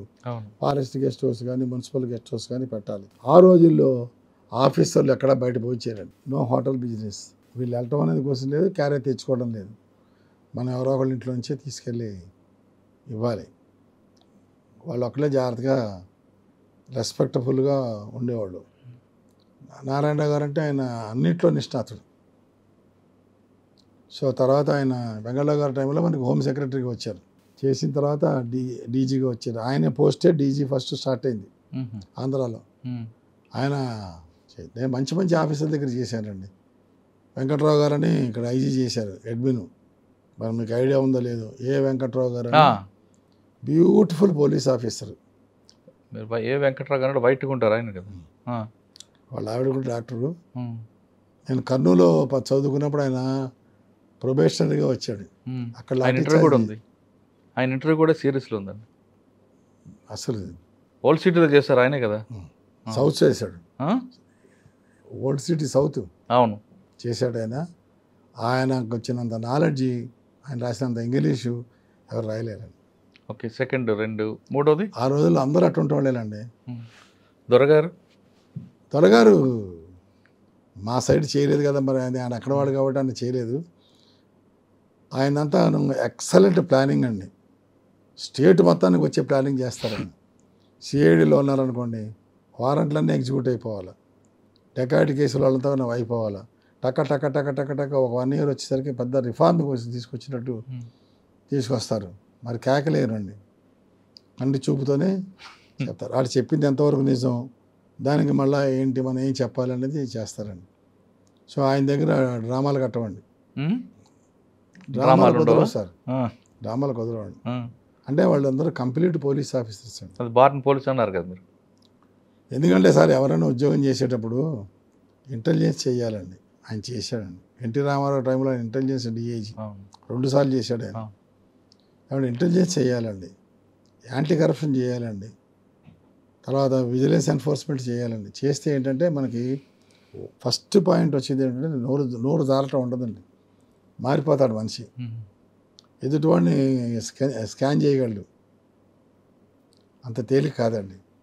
సో వాళ్ళు దొరగారు వ్యక్తి బార్న్ పోలీస్ అంటున్నారు మీరు. నెక్స్ట్ ఆంజనేయ రెడ్డి గారు. ఆంజనేయ రెడ్డి గారు వ్యూహకర్త అండి. ఆయన అస్సలు బయటపడ్డండి. ప్లానింగ్ మటుకు డీప్గా ఉంటుందండి ఆయనది. ఏ ఆర్గనైజేషన్స్ డెవలప్ అవ్వడం కానీ ఆయన థర్డ్ డిగ్రీకి అటువంటి దానికి ఆయన ఇష్టపడ్డాడు. బ్యూటిఫుల్ ఇంటరాగేషన్ బ్యాచ్ ఆయన సిస్టమ్ వేరండి. ఇవాళ ఆంధ్రాలో ఇంటెలిజెన్స్ బాగుందంటే ఆయన వల్లే అండి, విజిలెన్స్ ఎన్ఫోర్స్మెంట్ బాగుందంటే ఆయన వల్లే, పోలీస్ అకాడమీ ఆయన వల్లేనండి. సో ఆయన ఎందులో ఉన్న ఆర్గనైజేషన్ డెవలప్ అవుతుంది, రిజల్ట్ బాగా కనపడుతుంది. టూరిజం డిపార్ట్మెంట్ కూడా, టూరిజంకి చెప్పక్కర్లేదండి. ఇట్లాగే ఏంటంటే అరవిందరావు గారు అండి, ఆయన వేరండి, ఆయన అగ్రెసివ్ పోలీస్ ఆఫీసర్. ఆయన అగ్రెసివ్ పోలీస్ ఆఫీసర్ అండి.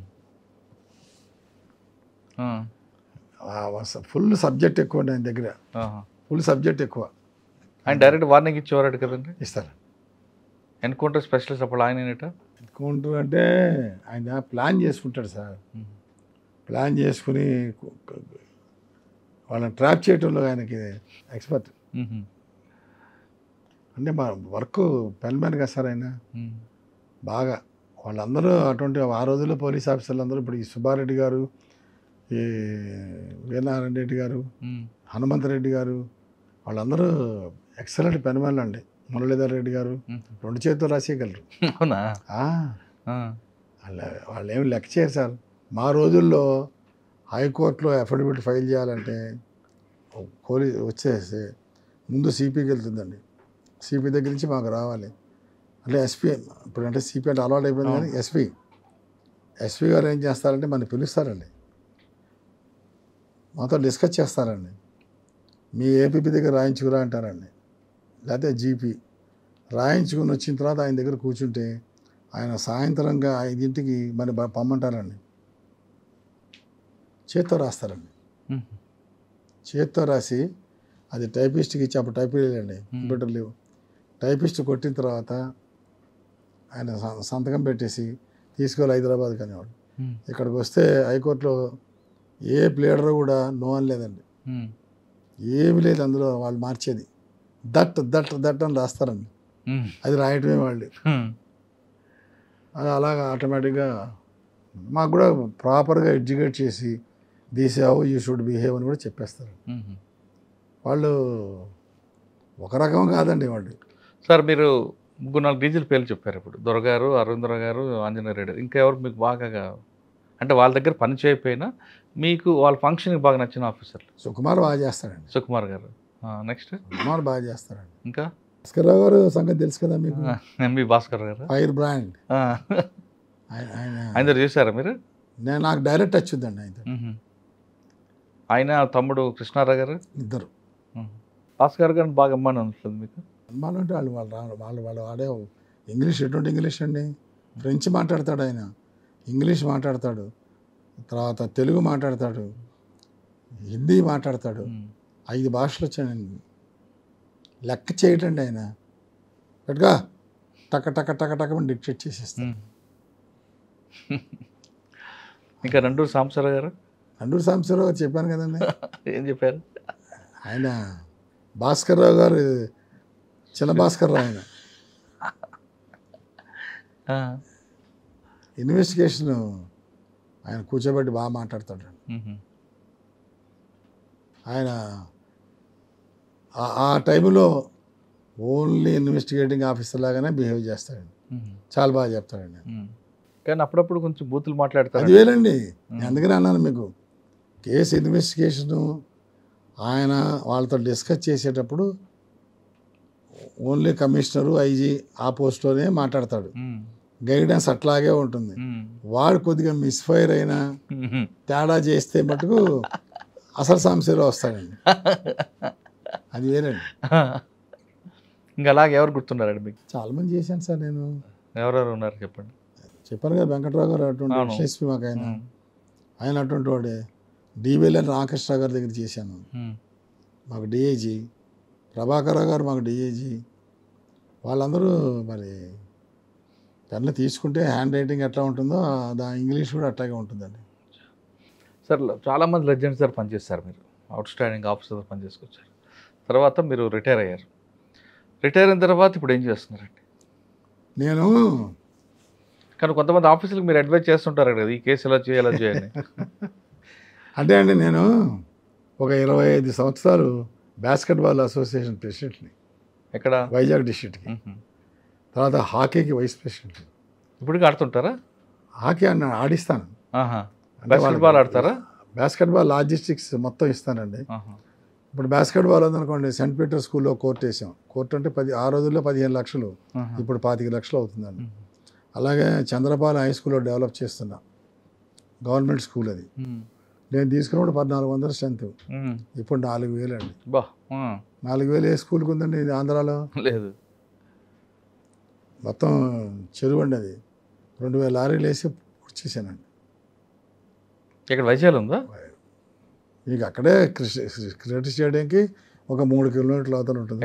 రోడ్డు మీద ఫ్లైఓవర్ ఉంది కదండి. ఎక్కడ? అక్కడే క్రికెట్ స్టేడియం దాటిన తర్వాత ఫ్లైఓవర్ వస్తుంది. మధురవాడ ఫ్లైఓవర్. ఆ ఫ్లైఓవర్ నుంచి చూస్తే స్కూల్ కనపడుతుందండి. లెఫ్ట్ సైడ్లో ఇది ఉంది కదండి, శిల్పారామం. శిల్పారామం దాటాలి సార్. దాటాక మన కొమ్మాది దగ్గర వచ్చి ఫ్లైఓవర్. కొమ్మాది కాదండి, అది చంద్రపాలెం అంటారు. చంద్రపాలెం. గవర్నమెంట్ స్కూలు మొత్తం మంచి సైట్ ఉంది. సో 2013లో తయారు చేశాను స్కూల్ని. ఇప్పుడు దానికి మీరు కరస్పాండెంటా? గవర్నమెంట్ స్కూల్ అండి. మనం బయట ఉండి చేయటమే. తర్వాత ఏం చేస్తుంటారు? ఆ స్కూల్ డెవలప్ చేయడానికి నాకు టైం పడుతుంది కదండి. 52 రూములకి ఫర్నిచర్ ఇచ్చానండి. 52 రూములు కరెంట్ ఇచ్చామండి. ఫర్నిచర్ మొత్తం ఇచ్చాం, కరెంట్ ఇచ్చాం. ఆ రోజుల్లో టీచర్ తక్కువ ఉన్నప్పుడు బయట బీఈడి కాలేజీ నుంచి తీసుకొచ్చి పిల్లల్ని పాఠాలు చెప్పించే టీచర్లు తీసుకొచ్చి పెట్టాం. గేములు డెవలప్ పక్కా basketball court with flood lights. అంటే ఇవాళ చేయాలంటే గవర్నమెంట్కి 30 లక్షలు అవుతుందండి. నేను 15 లక్షలకు చేసుకున్నాను అండి. అంటే ఫండ్ అంతా మీదే? నాది ఫ్రెండ్స్ అండి, ఇటువంటి వాళ్ళు ఉన్నారు కదండి. సో క్యాష్ ట్రాన్సాక్షన్స్ ఉన్నావు నా దగ్గర. మెటీరియల్ వాళ్ళకి వాళ్ళు డైరెక్ట్గా అక్కడికే పంపించుకుంటారు, మాకే సంబంధం లేదండి. ఇసుక కావాలంటే ఆ డబ్బులు అడిగి వెళ్ళిపోతాయి, ఇసుకోనికి ఇసుక మీ దగ్గరకు వస్తుంది అంతే అండి. క్యాష్ ట్రాన్సాక్షన్ చేయనని చెప్పానండి. అలాగే టీచర్లతో మీటింగ్ పెట్టినండి. టీచర్లు వచ్చి మాట్లాడతా, నేను టీచర్లతో పెట్టండి. అలాగే ఎడ్యుకేషన్కి ఉందనుకోండి, నెలకి ఒకళ్ళు కానీ ఇద్దరు కానీ ఐఏఎస్ వాళ్ళని తీసుకెళ్తామండి. పిల్లలకి personality development. Poverty is no bliss. Poverty is no bliss. It is not a hindrance for your growth అనేది సిద్ధాంతం అది. దాంతో చేస్తే 2వ సంవత్సరానికి 1700 వచ్చిందండి. 3వ సంవత్సరం 2400 అండి. 5వ సంవత్సరానికి 3500 అండి. 6వ సంవత్సరం వచ్చరికి 4000 అయిపోయిందండి. సూపర్గా ఉంది సార్. స్కూల్ డెవలప్ చేశారు, అదేవిధంగా పోలీస్ డిపార్ట్మెంట్ మీద మీకు ఒక ముద్ర ఉంది కాబట్టి, ఎక్కువ సర్వీస్ చేశారు కాబట్టి, డిపార్ట్మెంట్లో ఇమేజ్ పెంచడానికి డిపార్ట్మెంట్ రావాలనుకున్న వాళ్ళకి ఒక ట్రైనింగ్ పెట్టచ్చు కదా. అంటే సార్ డిపార్ట్మెంట్ అంటే 70 వేరు, 80 వేరు, 83 తర్వాత వేరు, 83 తర్వాత వేరు, ఇప్పుడు ఇవాళ వేరు. ఎందుకంటే అదే నేను ఫస్ట్ క్వశ్చన్ అదే అడిగాయి. డిపార్ట్మెంట్లో ప్రజలకి పోలీసు మధ్యన గ్యాప్ పెరుగుతూ వస్తుంది, కారణం ఏంటండి? అంటే నేను చెప్తున్నాడు 80లో వేరు, 83 తర్వాత దాని ట్రెండ్ మారింది. ఒకప్పుడు గౌరవం, భయం, భక్తి ఏదో రకంగా ఉండేది, ఇప్పుడు అది కూడా లేదు. అంటే సోషల్ మీడియా రావడం వల్ల, టెక్నాలజీ పెరగడం వల్ల, లేదంటే దేని వల్ల అండి ప్రజల మీద, పోలీసుల మీద ప్రజలకు ఒక నమ్మకం పోతుంది? అలా కాదు సార్. అప్పుడు ఏంటంటే జిల్లా ఎస్పీ ఉండేవాడు అనుకోండి, కాకినాడలో బయలుదేరి రాజమండ్రి వస్తే ఇన్స్పెక్షన్ చేయాలనుకోండి, ఇన్స్పెక్షన్ ఉండేవి 3 రోజులు చేసేవాళ్ళు అండి. 3 రోజులు. ఇప్పుడు 3 గంటలు కూడా చేయట్లేదు కదా. చేసేవాళ్ళండి. ప్రతి కేసు, ఇంపార్టెంట్ కేసులన్నీ డిస్కస్ చేసేవాళ్ళండి. దాంతో మన యొక్క కెపాసిటీ ఎంత వాళ్ళకి తెలిసిపోయేది. So personal equation, personal attendance, ప్రతి నెల ఒకసారన్నా పోలీస్ స్టేషన్కి వచ్చేవాళ్ళండి. రాజమండ్రి వస్తే అన్ని స్టేషన్లు ఒక చెక్ చేసేవాళ్ళండి సరదాగా. మనతో మాట్లాడుతున్నటువంటి వాళ్ళు కానీ వాళ్ళు మన బ్రెయిన్ ఎంత ఉందో వాళ్ళు లెక్కేసుకునేవాళ్ళు. అలాగే మంత్లీ క్రైమ్ మీటింగ్ పోయినప్పుడు అడిగేవాళ్ళు, కింద నెలలో ఎవడి పేరో చెప్పావు కదా, వాడి పేరు చెప్పకుండా ఇంకోటి పేరు చెప్తున్నావు, దొంగ పేరు అనేవాళ్ళు. మెమరీ ఎంత ఉంటుంది? మరి ఇప్పుడు ఈయన గౌతమ్ కుమార్ ఉన్నాడు అనుకోండి, పీజీ గౌతమ్ కుమార్. అవును. మరి ఆయన బ్రెయిన్ అటువంటిదంటే అప్పుడు కంప్యూటర్లు పనిచేయక్కలేదు, ఆయన అలా పనిచేస్తాడండి. డిక్టేషన్ ఇవ్వకుండా లైఫ్లో గడిపిన ఆయన పోలీస్ ఆఫీసర్ ఆయన ఒక్కడే. ఎలా అండి? డిక్టేషన్ పెట్టరా? ఫైల్ చదువుతాడండి, ఇలా కాగితం తీస్తాడండి, ఇలా పెట్టుకుంటాడు, టక టక టక టక టక టక రాస్తాడు. 5 పేజీలు 6 పేజీలు అని రాసేసి ఆ ప్యాడ్ మీద అవి పెట్టేసి కట్టేసి అక్కడ తీసుకెళ్ళి టైప్ కొట్టుకొచ్చి పోలీస్ స్టేషన్కి ఇన్స్పెక్షన్ వచ్చినా ఆయన కనీసం మన దగ్గర చిన్న ఇది కూడా ఉండదండి, ఒక బిస్కెట్ కూడా తిండండి. ఆయన కారు జాని తెచ్చుకుంటారు. ఏం తెచ్చుకోడండి, ఆయన తెల్లంటే 2 రోజులు పోయినా భోంచేయకుండా ఉండగలడు ఆయన. అలా కూర్చుని గబ గబ గబ 8 పేజీలు నోట్స్ రాసేసి సీసీకి పంపించేవారు టైప్. అటువంటి వాళ్ళని చూసాం కదండి. మరి ఎక్కడ చేశారు మీరు ఆయన దగ్గర? నేను వెస్ట్ గోదావరి చేశాను, కృష్ణా చేశాను. ఆయన దగ్గర గుడివాడ చేసినప్పుడు ఆయనే మాకు ఎస్పీ. మరి అప్పుడు ఎటువంటి కేసులు చేసేవాడిని. నందివాడ అని తెలుసా మీకు? గుడివాడ దగ్గర నందివాడ అని ఉంది, దాంట్లో 6 మర్డర్స్ అయినాయండి. ఒకవైపు 2 మర్డర్లు అండి, శంకరంపాడు. ఆయన ఒకటే అన్నారు, ప్రసాద్ నువ్వు చూసుకోవాలి, తర్వాత వస్తానులే అన్నారు. కాదు సార్, మీరు నెక్స్ట్ డే వచ్చేయండి సార్ అన్న. శవాలు ఉన్నప్పుడు రావాలి మీరు, అంతే అంటావా అన్నాడు. ఎందుకంటే అక్కడ దిగిన తర్వాత మళ్ళీ 2 కిలోమీటర్లు నడవాలండి బురదలో, ఆ ఊరు వెళ్ళాలంటే. వచ్చారండి, సరే ఇది ప్లాన్ అన్న, చేసేయనండి. దొరికారు 6 జ్ఞాపనాలు? 6 ఒక పక్కన, 2 ఒక పక్కన అండి. ప్లస్ ఇటు 14 ఇంజేయండి. ఎందుకండి ఊళ్ళో గ్రామంలో గొడవలండి, కాంగ్రెస్ వర్సెస్ టీడీపీ. అట్లాగే ఇప్పుడు జగన్నాథపురం ఉందండి, అమలాపురం దగ్గర జగన్నాథపురం, అక్కడ 7 మర్డర్స్ 8 మర్డర్స్. అప్పుడు వెంకట్రావు గారు మాకు ఎస్ఎల్ఎస్పీ, దావా వెళ్దాం అన్నారు, రాజమండ్రి వచ్చి తీసిపోయారు నన్ను. 7 రోజులు ఉన్నామండి అక్కడ, ముందాలందరినీ ట్రేస్ చేయడానికి. అలాగా కుదరదండి. ఇప్పుడు కుదరదంటారా చేయడం? చెప్తున్నా కదా సార్, యూ డూ ఇట్ అనకుండా లెటస్ డూ ఇట్ అనేది వేరు. ఎలా అండి? You do it is different. అది ఇప్పుడు ఆ రోజుల్లో లెటస్ డూ ఇట్, వాళ్ళు మనకి గైడెన్స్ ఇచ్చే పరిస్థితిలో ఉన్నారు. ఎంతసేపటికి ఇది కష్టమైపోయింది కదండి. ఆ రోజుల్లో ఏంటంటే డైరెక్ట్ వచ్చేవాడు. మీరు ఆఫీసర్కి సిబ్బంది మంది చెప్తున్నారు, కానీ ప్రజలకి పోలీసుల మీద ఎందుకు గ్యాప్ పెరుగుతుంది అంటున్నా సార్? ఒకటి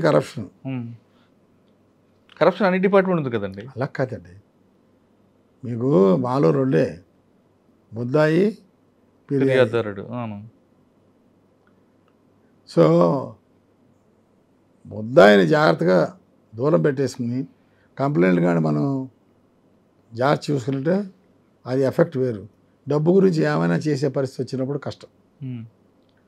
ఒక తక్కువ రెవెన్యూ ఉందనుకోండి, ఒకవైపు గవర్నమెంట్ ఉంటుంది, సో గవర్నమెంట్ సఫరింగ్ ఎవరికి తెలియదు. రికార్డులను మార్చేసినా ఏం చేసినా వీడు వీడు వీడు వీడొక్కడే సఫర్ అవుతాడు. కానీ మా దాంట్లో కథ నువ్వేం చేస్తున్నావో తెలుసుకుంటారు.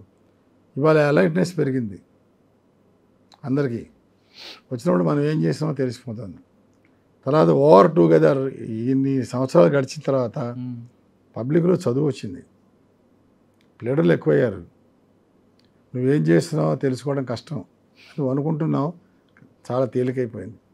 క్యాస్ట్ ఒకటి బాగా, మా దాంట్లోనే రకరకాల క్యాస్ట్లు ఉన్నారు, సో వాళ్ళు ఫేవర్ చేసుకుంటారు.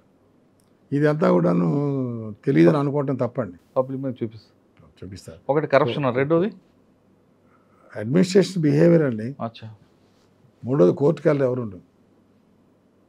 మీరు కోర్టుకు వెళ్ళినప్పుడు ఎవిడెన్స్ చూస్తుంటే నవ్వు వస్తుంది మీకు. డ్రాఫ్ట్ చేస్తేనే మనం రైటింగ్లోనో లేకపోతే డిక్టేషన్ ఇస్తేనే మన సబ్జెక్ట్ మనకు గుర్తుంటుంది. ఎవరో కొట్టేస్తే అది గుర్తుండదండి. అది కూడా కాపీ పేస్ట్. ఇప్పుడు అక్యూజ్ పేరు ఒకటే మారుతుంది, కంటెంట్ అదే ఉంటుంది. అది మనకి సూట్ అవుతుంది. మీరు కొన్ని కేసులు చూస్తుంటే రోడ్ యాక్సిడెంట్ కేసులు అనుకోండి, దురుసుగా, దూకుడుగా, మద్యం మత్తులో, ఈ 3 పదాలు రిపీట్ అవుతుంటాయండి. అదే సార్, ఇప్పుడు ఎలాగైందంటే ఇప్పుడు యాక్సిడెంట్లో చచ్చిపోయాడు అనుకోండి, అది పూర్వం గ్రేవ్ క్రైమ్ అనేవాళ్ళు, అంటే సర్కిల్ ఇన్స్పెక్టర్ చేయాలి, డిఎస్పీ సార్ సీన్కి రావాలి. సో డిఎస్పీ సీన్కి వచ్చినప్పుడు ఎలా జరిగింది ఇన్సిడెంట్ అని అడుగుతాడు ఆయన. మళ్ళీ నేనేం చెప్తాను, సిఏ ఏం చెప్తానో చూసేవాడు. చూసిన తర్వాత ఇందులో వాడి తప్పే ఉందయ్యా, వీడి కదా అడ్డం వచ్చాడు కాబట్టి నువ్వు ఇలా రాసి కేసు క్లోజ్ చేయాలంటే సీన్లో చెప్పేవాళ్ళు ఉన్నారు. ఇప్పుడు ఎవరున్నారండి? లేదు, ముందు పెద్ద బండి అయితే చిన్న బండి కొట్టేటివి రాసేటివి. అప్పు వాడిదైనా సరే ధైర్యం కావాలి కదండి. దేనికి ఇది పనికి రాకుండా అయిపోతే ఎలాగండి? ఇప్పుడు కలిదిండి తెలుసు కదా మీకు, కృష్ణా జిల్లా కలిదిండి బోటు క్యాప్సైజ్ అయిందండి.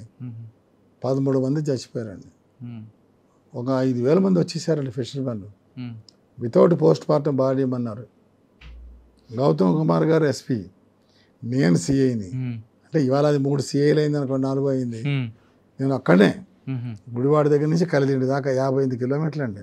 ఒక్కడనే నేను వెళ్ళాను, చూశాను. సార్ అందరూ ఉన్నారు, వాళ్ళు పడిపోయినప్పుడు కూడా అందరూ ఉన్నారు, చూసుకుంటున్నారు, పైకి తీసుకొచ్చారు. ఇంత జరిగినప్పుడు మనం పోస్ట్ మార్టం చేయడం వల్ల ప్రయోజనం లేదు. నేను చెప్పాను, మన బాడీ ఇచ్చేద్దాం సార్, ఏం కాదు. బాడీ పోస్ట్ మార్టం దేనికి కావాలి? ఎవిడెన్స్ లేకపోతే కావాలి. అందరూ ఉన్నారు కదా, చూస్తూనే ఉన్నారు. ఇంకా 2 బోట్లు ఉన్నాయి పక్కన. వీడు కదా లోపలికి వెళ్ళాడు కాబట్టి పడిపోయాడు. సో చేశాను, 13 బాడీలు ఇవ్వగలిగామండి. ఎంతమంది ఇస్తారండి పోలీసులు? కోర్టులో మనకి పోస్ట్ మార్టం రిపోర్ట్ మాకు సంబంధం లేదండి. అది యాక్సిడెంట్ కేసే కదా సార్. అది బోటు పడిపోయింది, రాస్తాం, ఎవిడెన్స్ అంతా రాస్తాం కదా. ప్రతి దానికి శవ పంచాయతీ చేయాలి కదా, అప్పుడు రాస్తాం కదా. వీళ్ళు ప్లస్ ఈ 12 మంది కలిసి వెళ్ళారని రాస్తాం కదా. ఈ 12 మంది ఉంటారు, పక్కన బోట్లో ఇస్తారు కదా. ఈ ఇన్వెస్టిగేషన్లో కాదు సార్. ఇప్పుడు జనరల్గా మెడికల్ ఒక కేసు, ఇప్పుడు ఆ కేసులు డ్రాయింగ్ కేసు అనుకుందాం, లేదా యాక్సిడెంట్ కేసు తీసుకొస్తాం, పోస్ట్ మార్టం చేయాలి, విస్రా ప్రెజర్ చేయాలి, ఇన్ని ప్రాసెస్ ఉండాలి కదా. అలా కాదు సార్. ఇప్పుడు ఇందులో 13 మంది చచ్చిపోయినప్పుడు బోటు తిరగబడు, ఇంకా పక్కన బోట్లో వాళ్ళు ఉన్నారు కదండి, విట్నెస్ ఉంటారు, వాళ్ళు చూశారు కదా, గట్టు మీద ఉన్న వాళ్ళు కదా, అందరూ ఎవిడెన్స్ ఇస్తారు. మనకి 20 మంది కదా 30 మంది ఇస్తారు. అది రాసుకున్నప్పుడు దేని గురించి పోస్ట్ మార్టం చేయాలండి? To know the cause of death. ఇందులో కాజ్ ఆఫ్ డెత్ మనకు తెలుసు కదండి, ఎవిడెన్స్ ఉంది, మనమే దగ్గరుండి బాడీలు తీయిస్తున్నాం. భయపడితే ఎలాగండి? నువ్వేం చేయ, ఇన్వెస్టిగేషన్ ఏంటండి? రొటీన్ కాదు కదా. To know the fact. అంటే అప్పుడున్న ఆఫీసర్ గట్స్ కాబట్టి గో హెడ్ అన్నాడు. ఇప్పుడున్న ఆఫీసర్లు భయపడతారు కదండి కొంతమంది.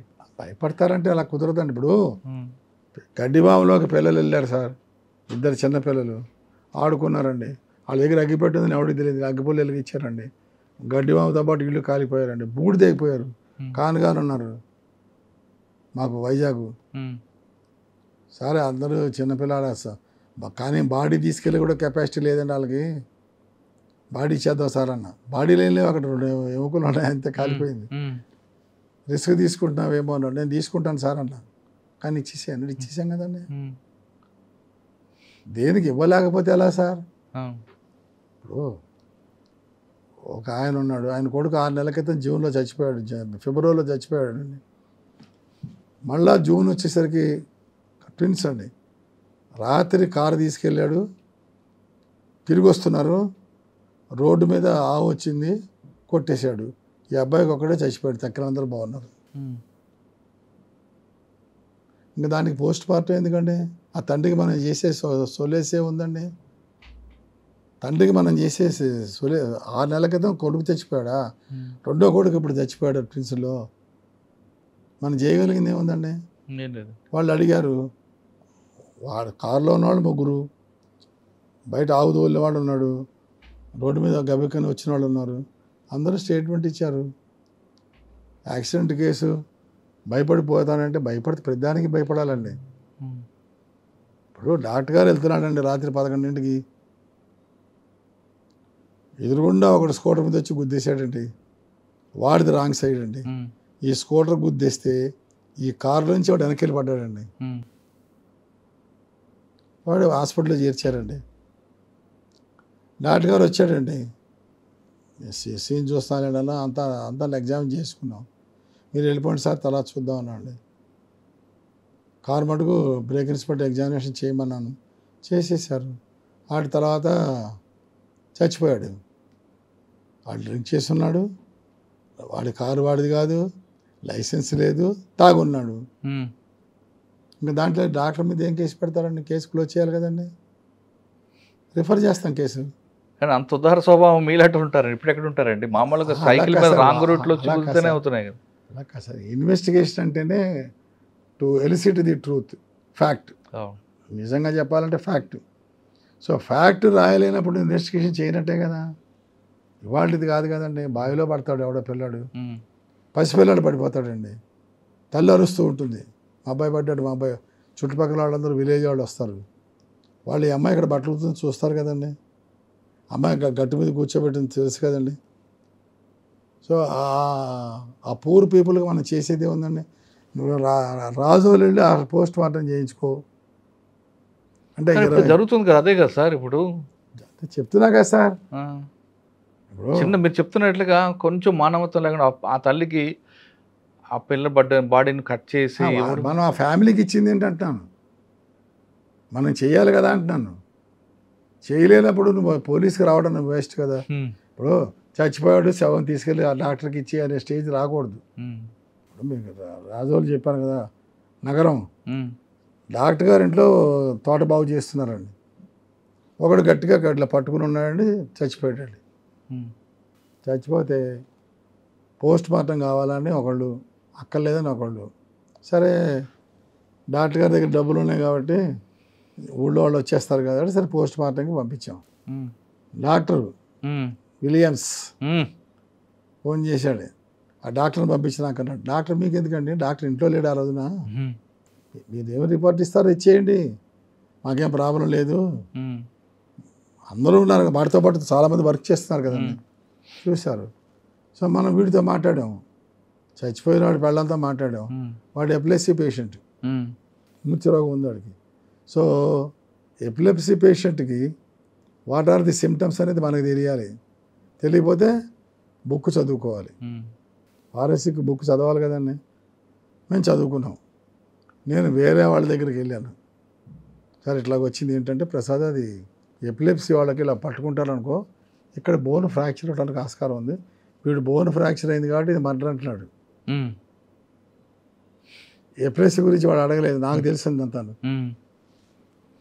కాకినాడ ఫారెన్సిక్ ప్రొఫెసర్కి ఇచ్చాను తీసుకెళ్ళి, ఆయన రాసి ఇచ్చేసాడు. In rare cases this may happen, here this is a very case that this has happened అని రాసి ఇచ్చాడు. ఉమ్. కేసు క్లోజ్ చేస్తావా మూసేస్తామండి? క్లోజ్ చేయాలి కదా. మరి డాక్టర్ గారిని ముద్దాగా పెట్టేసి డాక్టర్ గారిని అలా చేద్దామంటే ఆడు ఇంటి ఓనరు అంటే, నేను అనేది ఏంటంటే రైల్వేలో జనరల్ మేనేజర్ని అరెస్ట్ చేస్తే యాక్సిడెంట్ ఎట్లా ఉంటుంది అట్లా ఉంటుంది ఇది కూడా. దానికి జ్ఞానం రావాలి కదా సార్, ఉమ్. చదువుకున్న కొద్దీ బుక్ పర్మిట్ అవ్వ, బుక్ చదవకనే ఈ రోగాలని. అవునా సార్? ఫైనల్గా చెప్పండి, డిపార్ట్మెంట్లో రావాలనుకున్న మీ ఇచ్చే మెసేజ్ ఏంటి? డిపార్ట్మెంట్లోకి రావాలనుకునే వాళ్ళకి మీరు ఇచ్చే మెసేజ్ ఏంటి? రమ్మంటారా వద్దంటారా? అంటే ఇవాళ వాళ్ళు చదువుకున్న దాన్ని బట్టి ఉంటుంది సార్. ఇవాళ అయితే పూర్తిగా హార్డ్ వర్క్ పోయింది. టెక్నికల్గా ఇప్పుడు దొంగతనం కేసులు ఉన్నాయనుకోండి, చక్కగా కెమెరాలు వచ్చేసినాయి, సెల్ టవర్లు వచ్చాయి, సెల్ టవర్లు వచ్చినాయి, కెమెరాలు వచ్చినాయి, సెల్ వచ్చింది కాబట్టి ఇన్వెస్టిగేషన్ ఒక రకంగా ఈజీ అయింది. కానీ అప్డేట్ అవ్వట్లేదండి. ఇప్పుడు సైబర్ క్రైమ్ ఉంది, ఎవరో సైబర్ క్రైమ్కి ఇచ్చేస్తూ ఉంటారు తప్ప ప్రతి పోలీస్ స్టేషన్ చేయవలసిన బాధ్యత ఉంది. దాంట్లో నిష్ణాతులుగాను దాంట్లో తయారవుదామని కోరికలు లేవు. ఏదో గవర్నమెంట్ పెట్టింది, ట్రైనింగ్ చేసాం వచ్చేసామని తప్ప లేదు. అలాగే గంజాయి ఉంది, గంజాయి పెద్ద కష్టమేం కాదండి. ఇప్పుడు దొరగారు వాళ్ళందరూ చేసినప్పుడు మాకు ఆనందరావు గారు డీజీ, నారాయణరావు గారు తర్వాత వచ్చాడు ఆయన. ఆనందరావు గారు మీకు ఐడియా ఉందో లేదు? తెలుసండి, పద్మభూషణ్ కొట్టాడు. ఇందిరాగాంధీ కేసు చేసింది ఆయనే. ఐడియా ఉంది సార్. ఆయన టైంలో ఒకటే చెప్పాడండి, గంజాయి అనేది మన అంటే బ్రాకెట్ ఉండకూడదు, పోలీస్ అన్నా ఉండాలి, గంజాయి అన్నా ఉండాలి, అదే బ్రాకెట్ అన్నా ఉండాలన్న. మరి మొత్తం అన్ని జిల్లాల్లో మూసేశారు కదండి. యూనిట్ ఆఫీస్ కాదు సార్, డెప్త్ అండి, డెప్త్ ఉండాలండి. ఒక చోట అయిందంటే, ఇప్పుడు నేను ఇందాక చెప్పాను మీకు, దొరగారు డెకాయిటీ కేసులు అయిందంటే దొరగారు చక్కగా మాట్లాడేవారు ఎస్పీ తోటి, సిఐడి వాళ్ళని పంపించేవారు, మళ్ళీ ఈఐఓ ఆ సిఐడి వాళ్ళు కూర్చొని మాట్లాడుకునేవాళ్ళు. దానికి మందు కావాలి కదా సార్. డాక్టర్ గారు ఫిజిషియన్ లాగా ముందు యాక్ట్ చేయాలి, తర్వాత సర్జరీకి వెళ్తుంది, అవును. అంతే కదా సార్. సో ఇది చేసేవాళ్ళు వాళ్ళు. ఇప్పుడు అది కావాలి కదండి మరి. సో ఇప్పుడు సైబర్ చూసుకోండి, సైబరు 268 కోట్లు పోయిందండి ఇప్పటికి. అవును. ఒక్క హైదరాబాద్లో 68 కోట్లు అండి. నేను చెప్పి 268 1 ఇయర్కి. టోటల్ ఇండియా తీసుకుని లక్షల కోట్లు ఉన్నాయండి. మరి 1,00,000 వస్తుంది, 1,00,000 దాటింది ఇప్పుడు. నిన్న పేపర్లో వచ్చింది కదా. అవును. నేను అనేది ఏంటంటే అండి, మనం అది వచ్చినప్పుడు నువ్వు ఏదో జనాన్ని చంపుతున్నా నాకు సిగరెట్ మీద ఎంత ఇంట్రెస్ట్ చూపించావో ఇది కూడా పెద్ద కష్టం కాదండి. ఇప్పుడు ఆ రోజుల్లో రామ్ మనోహర్ లోహియా సెంటర్ ఉంది ఢిల్లీలో, కరెన్సీ నోట్స్ అక్కడికి మాకు కోచింగ్ పంపించేవాళ్ళు అండి 15 రోజులు. వచ్చిన తర్వాత మనకి జిల్లాలో ఎక్కడైనా కేసు ఉంటే మనకి ఇచ్చేవాళ్ళు. ఇది ఫేక్ కరెన్సీగా ఎటువంటి మంచి అఫెన్స్ కదా సార్ అవి. అలాగే ఏంటంటే ఒక యాక్షన్కి రియాక్షన్ కావాలి, రియాక్షన్ నాట్ రొటీన్. ఏదో వచ్చి ప్రెస్ స్టేట్మెంట్ ఇచ్చేసుకుని విల్ డూ ఇట్ ఫ్యూచర్లో లేకుండా చేస్తాం, ఈ స్టాండర్డ్ డైలాగ్స్ మోపుతాం, దే వోంట్ వర్క్. అదే ఇండియాలో ఎక్కడా లేదు, ఒక ఆంధ్రాలో కదా సార్ నక్సలైట్ మూవ్మెంట్ కంట్రోల్ చేయగలిగింది. తక్కువ వాళ్ళు కాదు కానీ మన వాళ్ళు, మన ఆఫీసర్లు తక్కువ వాళ్ళు కాదు. ఎంతమంది ప్రాణాలు పోయినా నిలబడిపోయారు, అలాగా నిలబడిపోయారండి. వాళ్ళ ప్రాణం పోయింది 50 లక్షలు ఇద్దాం, ఇంకో రోజున పోయింది 1 కోటి రూపాయలు ఇద్దాం, ఫ్యామిలీకి ఉద్యోగాలు ఇద్దాం. ఇవన్నీ కూడా అంటే రియాక్షన్స్. ఆ ఆలోచనే రావాలంటానండి. నెగటివ్ వచ్చినా కూడా మనకి దాన్ని మళ్ళీ పాజిటివ్గా మార్చుకోవడం అనేది కూడా తెలియదు. డెప్త్గా వెళ్ళాలి. మరి వ్యాసగారు పోలేదండి, వ్యాసగారి కంటే గొప్ప లేరు కదా. అలా ఏంటంటే ఓవరాల్గా యూనిఫామ్ పాలసీ రావాలి సార్ అందరికీ. యూనిఫామ్ పాలసీ, పెద్దోడైనా పేదోడైనా ఎవడైనా గొప్పోడైనా అలా కాదు సార్. ఇప్పుడు ఈ అఫెన్స్లు అవుతున్నాయి కదా, సైబర్ అవుతుంది కదా. సైబర్ అవుతున్నప్పుడు మొత్తం స్టేట్లో 26 మంది ఎస్పీలకు ఒకటే సిస్టమ్ ఉండాలి. సిస్టమ్ ఉండి మొత్తం కౌంటర్ చేయగలిగితే బాగుంటుంది. ప్రధానికి ఇలా గౌరవంగానే చూసుకుందాం ఉండిపోతే అవదండి. సఫర్ అయ్యేవాళ్ళు ఎంతమంది సఫర్ అవుతున్నారు సార్. మరి ఎడ్యుకేటెడ్ పీపులే పోతున్నారు ఇందులో. అవును, అది వచ్చేస్తుంది. డ్రగ్స్ కేసులో ఎడ్యుకేటెడే ముద్దాయిలు అవుతున్నారు, ఇందులో విక్టిమ్స్ అవుతున్నారు. సో తేడా చూసారా మీరు అక్కడ. సో దాన్ని మరి మనం కష్టపడాలి కదా సార్. ఇప్పుడు ఇందాక మీరు అన్నారు కదా, మీ వాళ్ళందరికీ గైడెన్స్ ఇస్తారంటే వస్తారు. వచ్చినప్పుడు చదువుకుని కూర్చుని డిస్కస్ చేసి ఇలాగ పాయింట్లు ఇలా రాసుకోవాలని చెప్పడంలో ఉంటుంది. అది మరి ఫ్రీ సర్వీస్ అయితే మన దగ్గరికి వస్తారు. నా దగ్గరికి ఎందుకు వస్తారంటే అందరూ వస్తారండి. మనం చేయాలి కదా సార్, చేయవలసిన బాధ్యత ఉందా లేదా. రమ్మంటారు వద్దంటారా డిపార్ట్మెంట్లోకి? చెప్పాను కదా సార్, మనం ఫుల్ బ్లడ్జెడ్గా రావాలి సార్. అంటే మెంటల్గా తయారై రావాలండి. నీ ఫ్యామిలీ బ్యాక్గ్రౌండ్ చూసుకోవాలండి. పోలీస్ ఆఫీసర్ సక్సెస్ ఎప్పుడు వైఫ్లో ఉంటుందండి. ఇది కరెక్ట్. నేను చెప్తున్నా కదా సార్, పోలీస్ ఆఫీసర్ సక్సెస్ ఎప్పుడు వైఫ్లో ఉంటుందండి. అది కాకుండా వాళ్ళు ఇంకో రకంగా ఎంకరేజ్ చేస్తే పోలీస్ ఆఫీసర్కి క్రెడిబిలిటీ ఏమి ఉండదండి. అది అన్ని సెక్షన్స్లో కానిస్టేబుల్ దగ్గర నుంచి పైదాకా అది అవసరం అండి. రెండోది ఏంటంటే అండి, మేము పని చేసుకున్నప్పుడు మేము అందరం ఒకటే. ఇప్పుడు రాజమండ్రి ఉందనుకోండి 3 స్టేషన్లు, ఒక ట్రాఫిక్ కోడ్. నా ఏరియాలో మంచి కేసు అయింది అనుకోండి, తక్కినాళ్ళు కూడా వచ్చేవాళ్ళు. వాళ్ళ దాంట్లో ఏదైనా మాకు ఫోన్ చేసేవాడు, సార్ మీరు రండి సార్ అని. నలుగురం కలిసి ఆలోచించుకోవడం మా తేలిక. ఆ సిఐ గారు వచ్చే లోపల మేము ధైర్యంగా నిలబడేవాళ్ళం. ఇప్పుడు లేదు కదండి, వాడు ఒక్కడే పోతాడు. అంటే అప్పుడు పని ఒత్తిడి తక్కువ, ఇప్పుడు ఒత్తిడి ఎక్కువైంది కదండి. నేను దానికి ఒప్పుకోను సార్.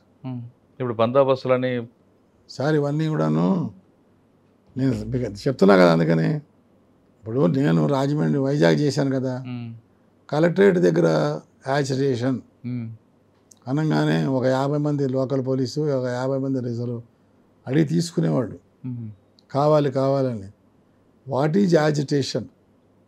ఒకటి ప్రెస్ వాళ్ళు వస్తారు, ఒక 5 నిమిషాలు స్లోగన్ ఇస్తారు, వెళ్ళిపోతారు. ఒక కాల్ అది. ఎల్ఐసి వాళ్ళు బ్యాంక్ వాళ్ళు వస్తారు, 1 అవర్ కూర్చుంటారు, స్లోగన్స్ ఇచ్చుకుంటారు, వెళ్ళిపోతారు.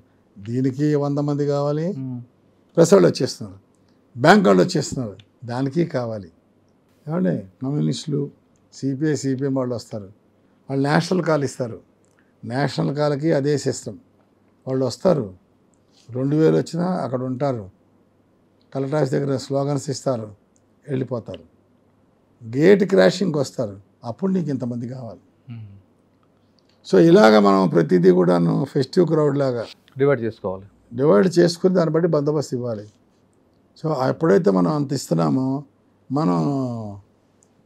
మన ఫోర్స్ వేరే దానికి వాడగలం.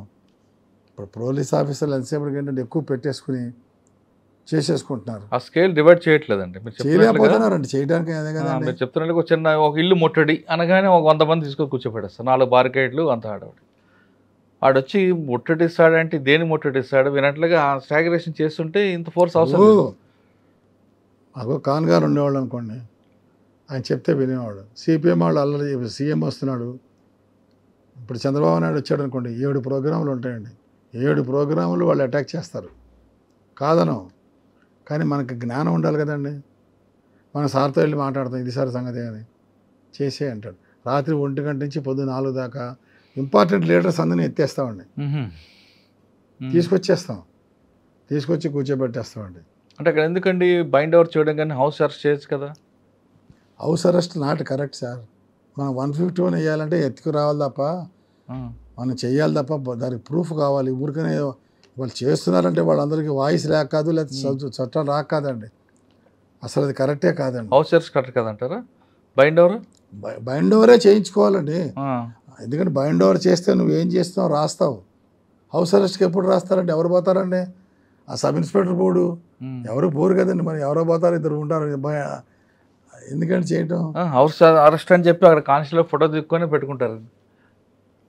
రాజకీయ నాయకుని అదుపులో తీసుకుని పోలీసులు వేస్ట్ కదండి. నా ఇంటి ముందు పోలీసులు ఉన్నారు కాబట్టి బాగాలేకపోతున్నా. అలా కాదు సార్. ఇప్పుడు భీముల్లో కర్ర సీతారాం ఉన్నాడు, ఆయన అప్పటికే పేషెంటు, వాళ్ళ పార్టీ వాళ్ళు కాలిస్తే ఆయన బయటకు వచ్చే సంవత్సరం అయింది, ఆయన హౌస్ అరెస్ట్ ఏంటండి? మర్చిపోయినాడు గుర్తు చేయటమే మనం. కరెక్ట్. అది ఎందుకు సార్? ఆయన ప్రెస్ మీట్ పెట్టుకుంటాడు, నా ఇంటి చుట్టూ పోలీసులు ఉన్నారు కాబట్టి బయటికి రాలేకపోతున్నాను. లేదు, ఆయన పాపం పేషెంట్. ఆయన గురించి కాదు, జనరల్గా హౌస్ అరెస్ట్ చేయగానే ఆ నాయకుడు ప్రెస్ మీట్ పెడతాడు, వాళ్ళతో ఫోటోలు దిగి. ఇలా కాదు సార్. ఇప్పుడు సిపిఎం వాళ్ళు రాత్రి తీసుకొచ్చాం, వేరే లీడర్స్ వచ్చారు,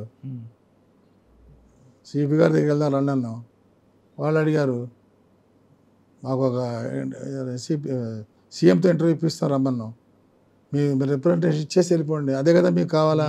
బట్ ఇది కుదరదు, మీరు రోడ్డు మీద వచ్చి కారు ఆపుతామంటే కుదరదు. మీది నేషనల్ పార్టీ, ఇది స్టేట్ పార్టీ, ఏదైనా 2 పార్టీలే కదా, మీకేం కావాలి? మీ యొక్క బాధలు చెప్పుకోవాలి, అంతే కదా. రండి, సర్క్యూట్ గెస్ట్ హౌస్ రండి, నేను దగ్గరుండి తీసుకెళ్తాం. తీసుకెళ్ళకపోతే అప్పుడు చూద్దాం. వాడు వెళ్ళలేదనుకోండి, మేమే కదా వస్తాం లైన్లోను, ఆ పార్టీ కన్నా ముందు ఇంకో పార్టీ వచ్చేస్తాం. వచ్చినప్పుడు వాళ్ళు వచ్చారనుకోండి, కొట్టేయటమా ఎత్తేయటమా ఏదో ఒకటి చేసేసుకుంటాం. ఆ పార్టీ కన్నా పోలీస్ పార్టీ ముందు ఉంటుందా? 3 పార్టీలు ఉంటాయి సార్ అప్పుడు, ఒకటి కాదు కదా. స్కూటర్ మీద మా వాళ్ళు తిరుగుతుంటారు, ఫోన్ చేసి చెప్పేస్తారు, సార్ ఇక్కడ 50 మంది వస్తున్నారు సార్ అని.